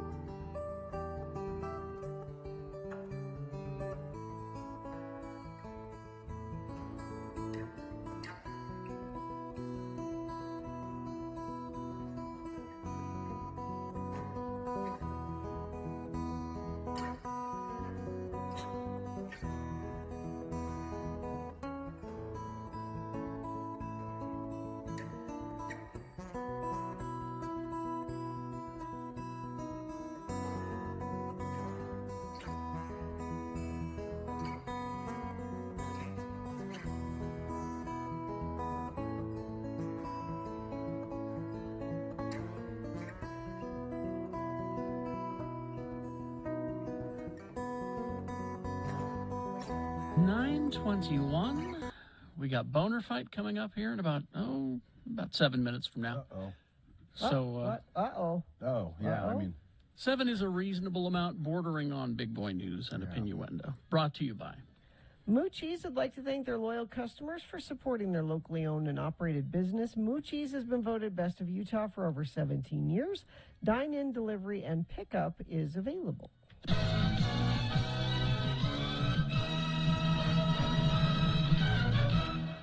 One of the stars of The Office, the TV show The Office, Brian Baumgartner. Kevin? Kevin. Hi, Kevin. Has made over $1 million last year on Cameo. Cameo is that website where you go, and there are all kinds of people, celebrities mostly there, many whom you've never heard of, but people like him, and bigger names too, and they're there, and for a price, you can get them to record a message to someone. Mm-hmm. So he played that Bumble. Bill. Oh, I just went there. Oh. Yes. Brian Cox. You can get. Yeah. So I you know. can get Brian Cox. Gina, I know. How many times do you think I've already hired him? just for $325, he can personally invite you to McDonald's for a slushie. Bill Allred. You should come. But that's not the point. You don't hire people on Cameo to talk to you. I wouldn't hire you. No, you can get a Cameo for yourself. That's not really what it's for, Gina. It's for someone like you to shell out the money so that Brian Cox will call me up and say, or send me an email saying, "Hey, Bill, why don't you come over for us? Minute Maid slushy." If I'll go somebody through the really McDonald's loved you, they would get that for you. That's what it's for. But Bumgarner has made over $1 million doing it. It's amazing. Now, Carrie, if somebody loved you, they could Fran Drescher $750. She's Carrie. That's a lot for Fran Drescher, I think. She's more than Brian Cox. That's a lot for Fran Drescher. Here are some of the. I have a list here of the most popular TV stars of the past 10 years of the past year. So some of these people I've never heard of. Ed Brown, Big Ed on the 90-Day franchise has made the 90-Day Fiancé. Well, I don't even know what that is. It just says on the 90-Day franchise is what it says. Joshua Sussman from Glee. He's made tons of money doing this. Larry Thomas from Seinfeld. Who was Larry Thomas on Seinfeld? The Soup Nazi? Maybe? Don't remember. William Hung has made a lot of money doing this. Jeez, really? Yeah. Colin Mockery from Whose Line Is It Anyway? Let's see, some other, just weird people. Carson Kressley from the original, the fabulous, the makeover guys. Queer Eye. Yeah, Queer Eye. Carrie, you can get Ric Flair for $500. No, I don't think so. No? 500. Yeah. Andy Dick, you can get Andy Dick for $99. Anyway, there is lots of money to be made doing this because people go there and they select someone and then they gift it to someone else, Gina. Mm-hmm. That's how it works. How much was Brian Cox again? Brian Cox was $325. Somebody loves you, Bill. They'll get you. Somebody suggested that we have Brian Cox do a cameo for the 30th anniversary of X96. Yes. I think this becomes a different matter. This What? becomes, I'm sure there are restrictions on this that they say, if you use it in a commercial way, we'll get you. So we can't have Brian Cox saying, "Happy 30th anniversary, X96." Well, and I think I'd like to buy you a slushie. You might be able to. Not for 300 and no. No. What are the revenues of your radio station? Here's the percentage I want. And let's see, Hawaii, the state of, the islands, have begun a vaccination verification phone application. They have a program that will allow people to use their smartphones to prove that they've been vaccinated against coronavirus. The move comes shortly before Honolulu and Maui began instituting vaccine requirements for patrons of restaurants and other businesses. So on Honolulu and on Maui, in Honolulu and on the island of Maui, you have to show proof that you've been vaccinated before they'll let you into into restaurants, and that's, I assume, all restaurants. Now, some probably ignore it, but anyway, they've got a phone app now for that. Utah massage parlors have been busted, and they say they've exposed human trafficking in Salt Lake and Utah counties. Oh, yeah? There was a huge sting operation across Salt Lake and Utah counties, ending with several massage parlors being busted yesterday. 3 people arrested as part of a human and sex trafficking ring. Several local and state law enforcement agencies swooped in on 7 locations all at the same time in Salt Lake and City, West Valley City, Taylorsville, and American Park. And they found, indeed, sex stuff going on. You thought when you went to Magic Massage, Carrie, that you were just getting a massage, didn't you? Well, that's what I thought. That's all I ever got. You didn't ask for anything else because you could have gotten it. There are several others that were busted. And let's see, finally this. Oh, this is terrible. It's too bad that this, a mountain lion had to be euthanized in the Park City area. A call came in Monday about an aggressive mountain lion.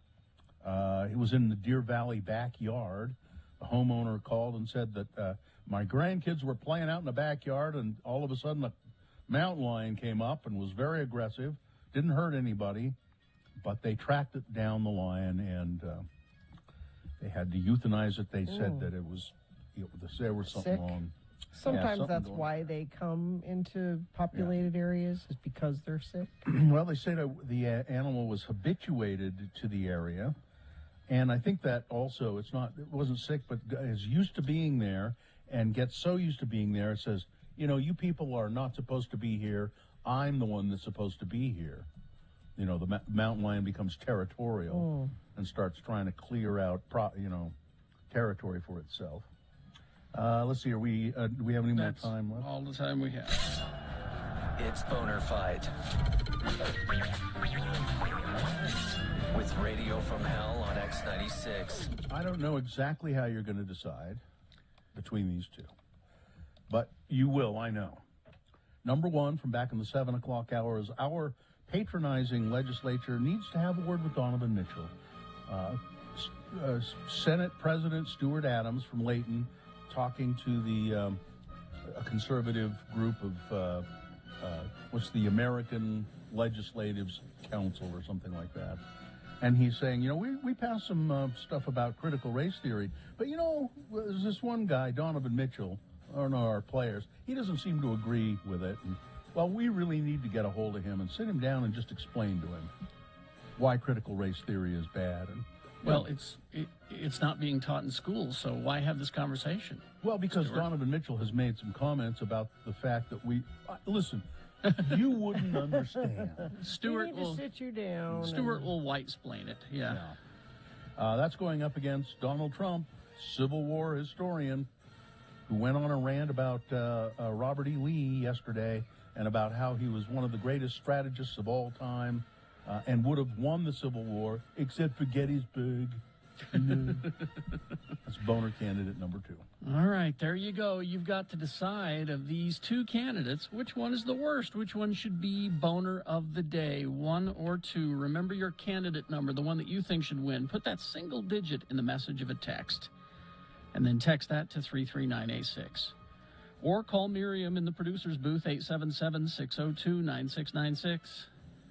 That's use your voice to vote.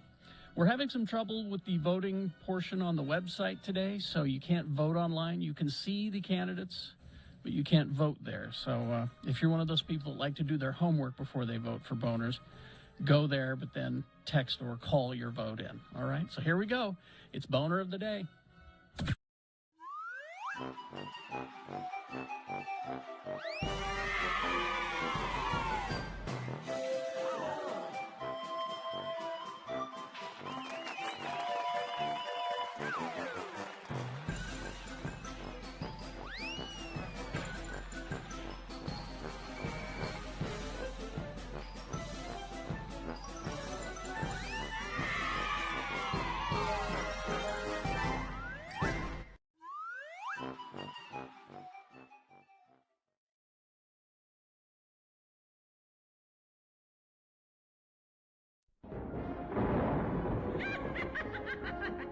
Hello, kiddies. It's me, your old friend, the bookkeeper. I'm here to help you with your taxes. Today, we're going to hear a tale from the old ledger which should simplify on how to fill out those pesky forms. Pay close attention now, so you won't have to pay even more later.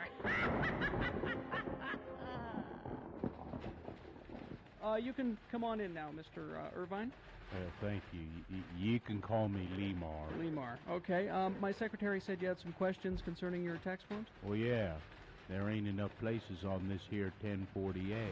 I was wondering if there was a special form or maybe a separate schedule I should fill out. Enough places for what? My wives. Oh, you should only list your current wife on your tax forms. Your ex-wife will have to file separately. Ex-wife? I ain't never been divorced. You have more than one wife. That's what I'm trying to tell you. Ah. There ain't no place on this here farm to list all my wives.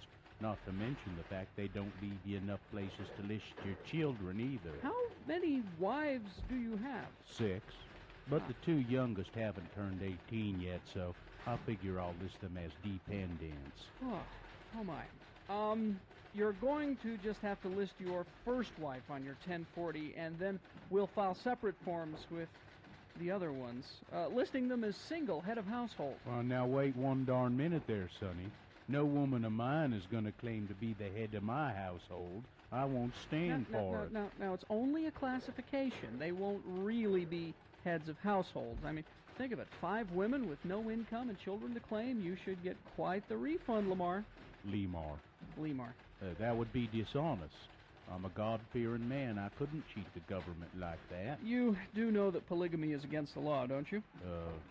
Yeah. Big refund, you say? Very big. Where do I sign? You see, kiddies, everyone can get a refund just so you know which deductions to take. And if you're willing to sit through a very long audit. As for Lemar, prison might be a vacation when you compare it to having 6 wives reminding you to wipe your feet and take out the trash. Well, this is your old friend, the bookkeeper, reminding you that on midnight on April 15th, that is the cutoff.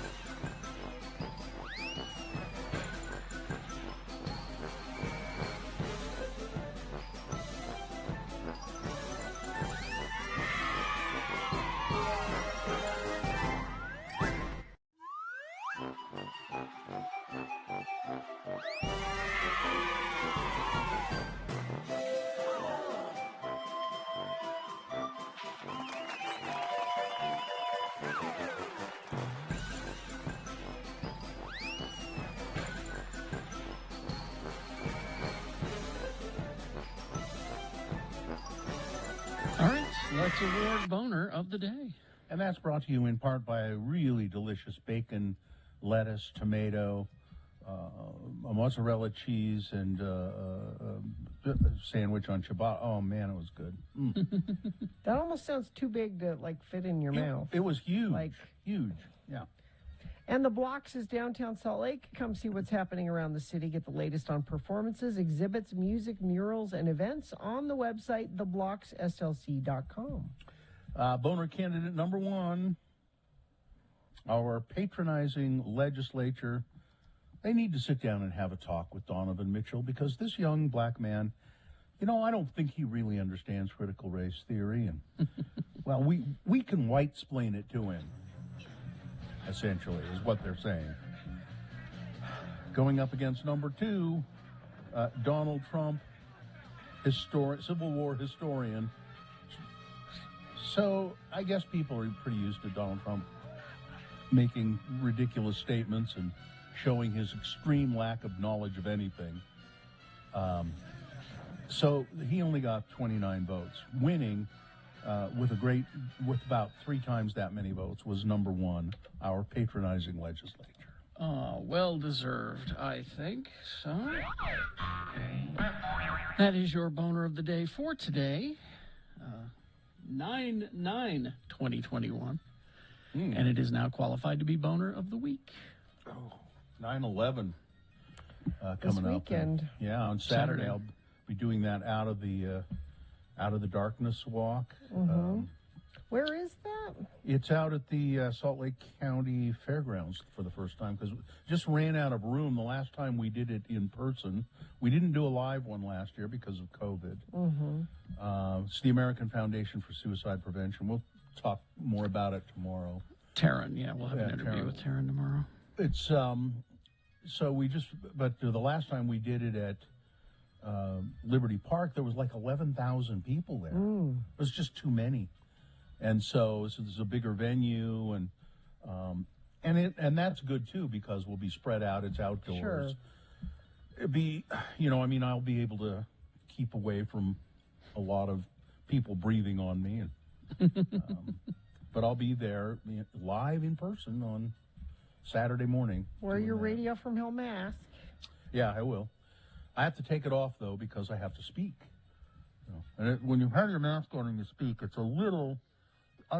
You can do it, though. I've heard people do it. Sure, you can make out the words, but it sounds a little weird. So, is Chainsaw Guy going to be there? Because sounded a lot like Chainsaw Guy. No, Chainsaw Guy is very muffled, but you can hear the sound, and he wouldn't be there. It's almost that season. It is. It's almost that magical time of year. It is. I was at Home Depot, and they have all the stuff out. I was at Home Depot buying fly traps because, good Lord, the flies are terrible. I don't know why. I'm blaming COVID for that, too. You might check to see if there's a rotting corpse anywhere around. Usually demonic possession as well. I saw The That's Exorcist. Right. Yeah. Or Are no, those it was just little the bags you fill with water that have the whatever attractant in it? Those work like crazy. They work Really? I don't know what well. those are. Oh yeah. You can catch yourself a couple hundred flies with. Well, doesn't this presume so? The flies are really attracted to it, so more and more flies will come. Well, you think about that as you're hanging it up. Am I just inviting more flies into my yard? But it kind of would seem that way. No, I'd call an exorcist, Gina. I think that's what you need to do. Or get a cadaver dog to come and sniff around. There may be something. Yeah. My yard's pretty small. I think I would know. Not necessarily. It could be somebody in your basement. You don't know. Let's see. Christian in the chat room says the flies like the heat, and they've been horrible this year. So I guess Christian also has a demonic possession situation. Well. But I was in and out of home. You don't want to spend a lot of time in home. There are a lot of people in Home Depot that think the pandemic is over. Well, there's a lot of them there. don't think it actually happened. Ever. They don't know. Yeah, they don't know that it was ever on. It was fake. So, were you on Third West? Is that where you were? No, on Highland. Oh, okay. No, don't go to Third West. Jeez. Well, that's what I was going to ask. Is Third West still a mess? Yes. Yeah. Okay. Yeah, don't go down there. just about everywhere is a mess with construction. Mm-hmm. Yeah, Third West is awful though. I went to Best Buy there, but I was smart. I thought, I just went down 21st South and got. Yeah, don't even bother with Third West at all. Mm-hmm. All right. Well, we'll take a break and we'll crawl towards the exits after these. X96.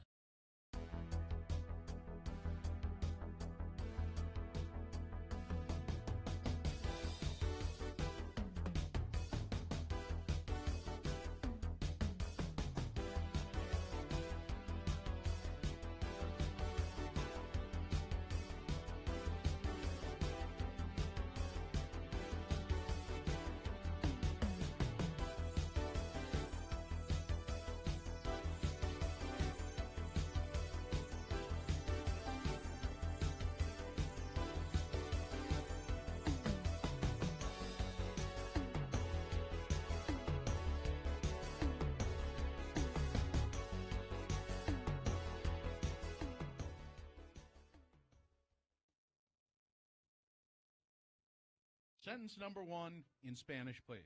¿Qué dijo el pavo de Acción de Gracias después de la cena? Estoy lleno. Wow. ¿Qué dijo el pavo de Acción de Gracias después de la cena? Estoy lleno. Yes, no. Estoy lleno. Ajá. Estoy lleno. Estoy lleno. Estoy lleno. ¿Qué dijo el pavo de Acción de Gracias después? Después. Gracias después de la cena estoy lleno. Wow. Estoy lleno. Wow. All right. Okay, that's good, Gino. All right. And in English, Mario? You know, I was talking to someone, and then they said, how come Gina always said just the last words? She never said the whole sentence. Estoy lleno. How do you say because she's very lazy? Porque es muy floja. Muy floja. Muy floja. Go ahead in English, Mario. Okay. What did the Thanksgiving turkey say after dinner? I don't know what. I'm stuffed. Estoy lleno. Stop. Estoy lleno.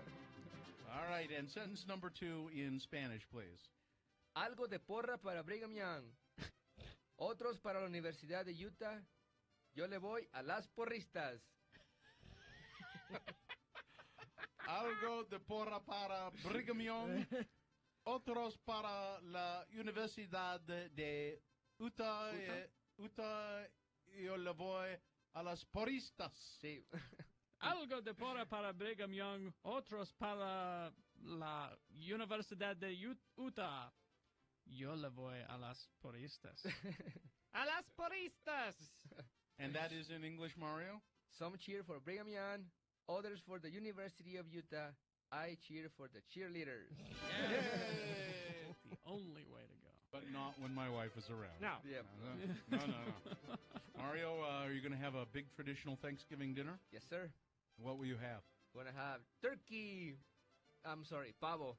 Pavo. De Acción de Gracias. What else will you have? You know, usually we met at Farol. Oh, do you? We met at El Farol, so we all bring a dish. Yeah. So and have pavo is gonna be there for reals. So you'll have the turkey at the restaurant, and then some other dishes, salads, and. What will your wife bring, or do you cook? I don't cook. Yeah, your wife will cook. My wife will cook, and she will bring. Let me call her. No, it's all right. Thanks, Mario. I don't know what she'll bring. I'm sure she appreciates the fact that you know what she's bringing.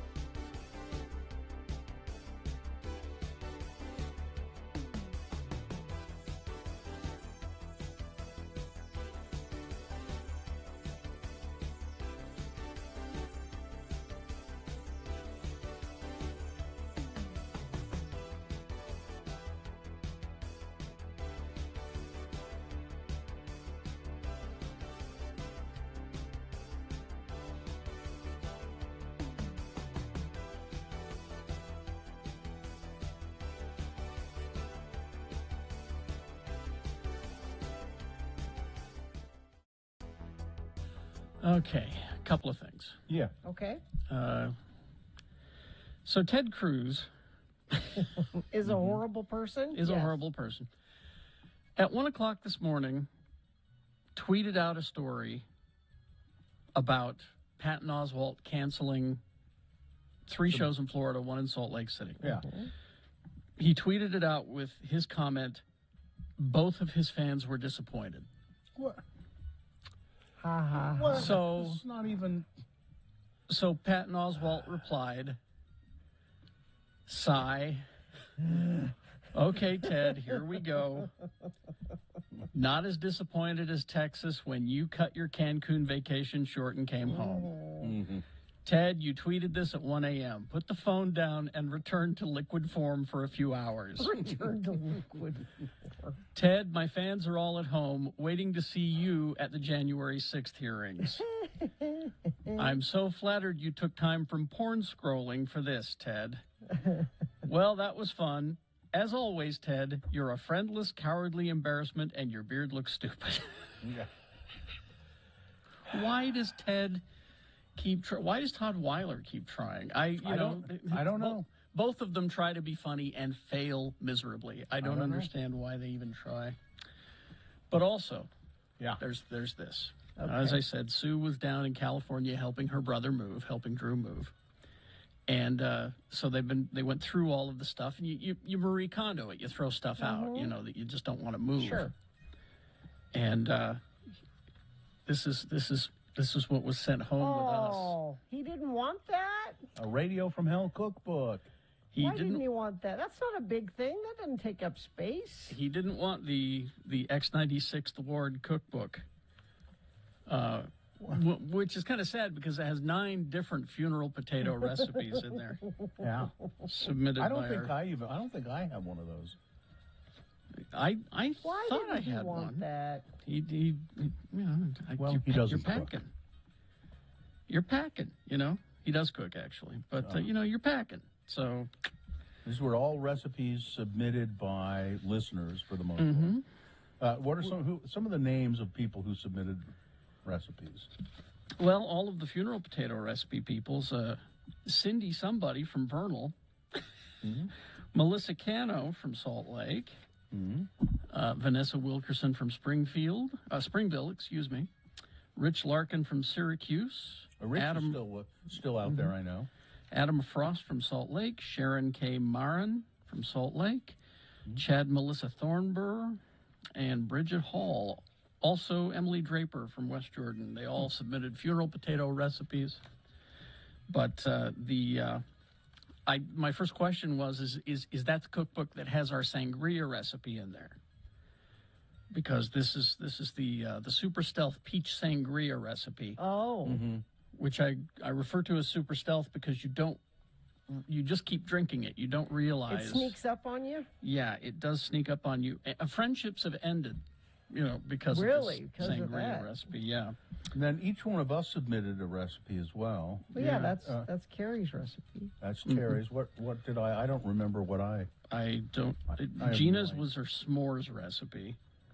Oh yeah, and she's such a fine cook, and Which, is just a s'mores recipe. Yeah.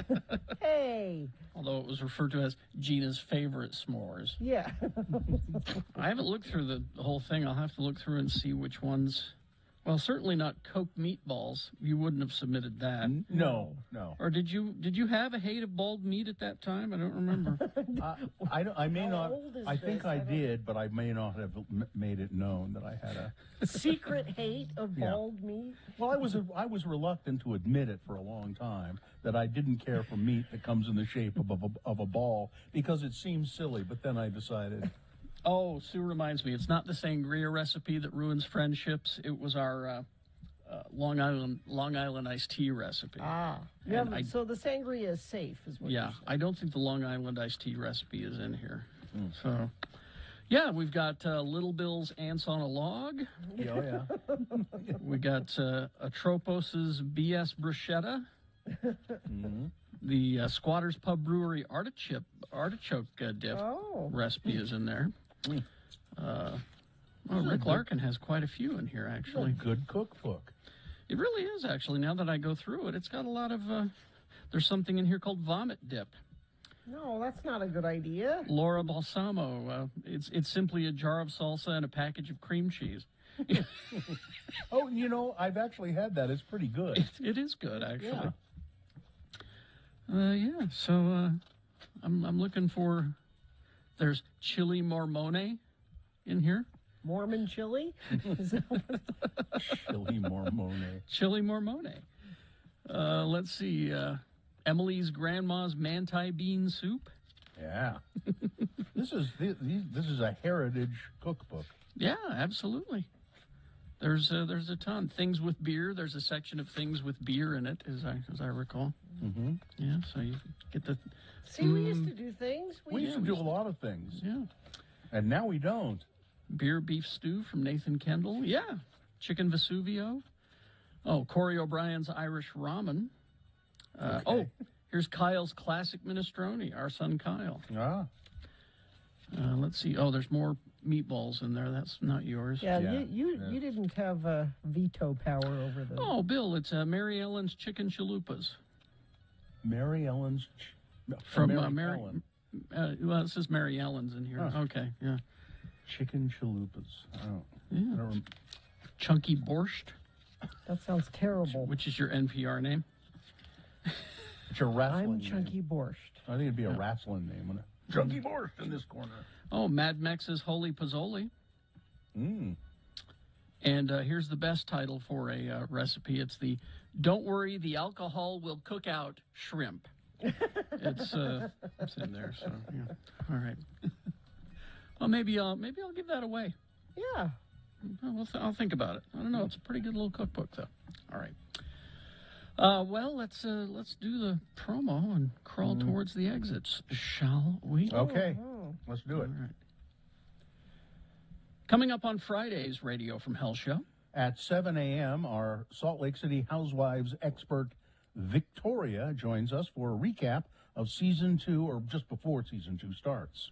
Then at 8 a.m., we'll answer the best question of the week. Bo, I don't know what the question is. You got to email it to us. Send us your questions to radiofromhell@x96.com. And Mayor Jenny Wilson will be back for the Salt Lake County update at 8:45 is when that is. So join us for all the fun bits, on Friday's Radio from Hell show on X96. Well, it's fun bits, you know. Fun bits, you know? You know? The fun bits, you know. You know? I like bits. They're fun. All right. Let's just see if there's any late breaking news before we leave. Oh, yeah, Phil Collins has health issues. That's nothing new. There was, I know a couple of, the White House has withdrawn a nomination to head the alcohol, tobacco, and firearms. Oh, yeah? Because the NRA didn't like them, essentially. Well, that's... And there's, that big protest coming up at the Capitol on, what is it, the 18th, I want to say? Mm-hmm. They're putting the fencing back up, the chain link fencing around the Capitol. Why are we in our waning moments of the show just bringing up terrible things? Because they just came to my attention. Just Americans have been told to avoid Jamaica. Okay. I just think that's just a good idea. I didn't see why exactly. And no swimming in Fairmont Pond. Don't do that. Mm-hmm. So that's it. So we are just giving little bits of bad news as we're walking out the door. Yeah. Sorry. Fine job, though, Katie. Enjoy your weekend away. And Nick will be sitting in for Katie tomorrow. That'll be fun. Hope that goes well. Yeah. Did you show him how to reset everything in the back? Okay, good, because that will be our problem, I'm sure. Fine job, Katie, as always. Live long and prosper, bitches. Don't you know who I am? You can't say fart on the radio. Nope. Corey is next.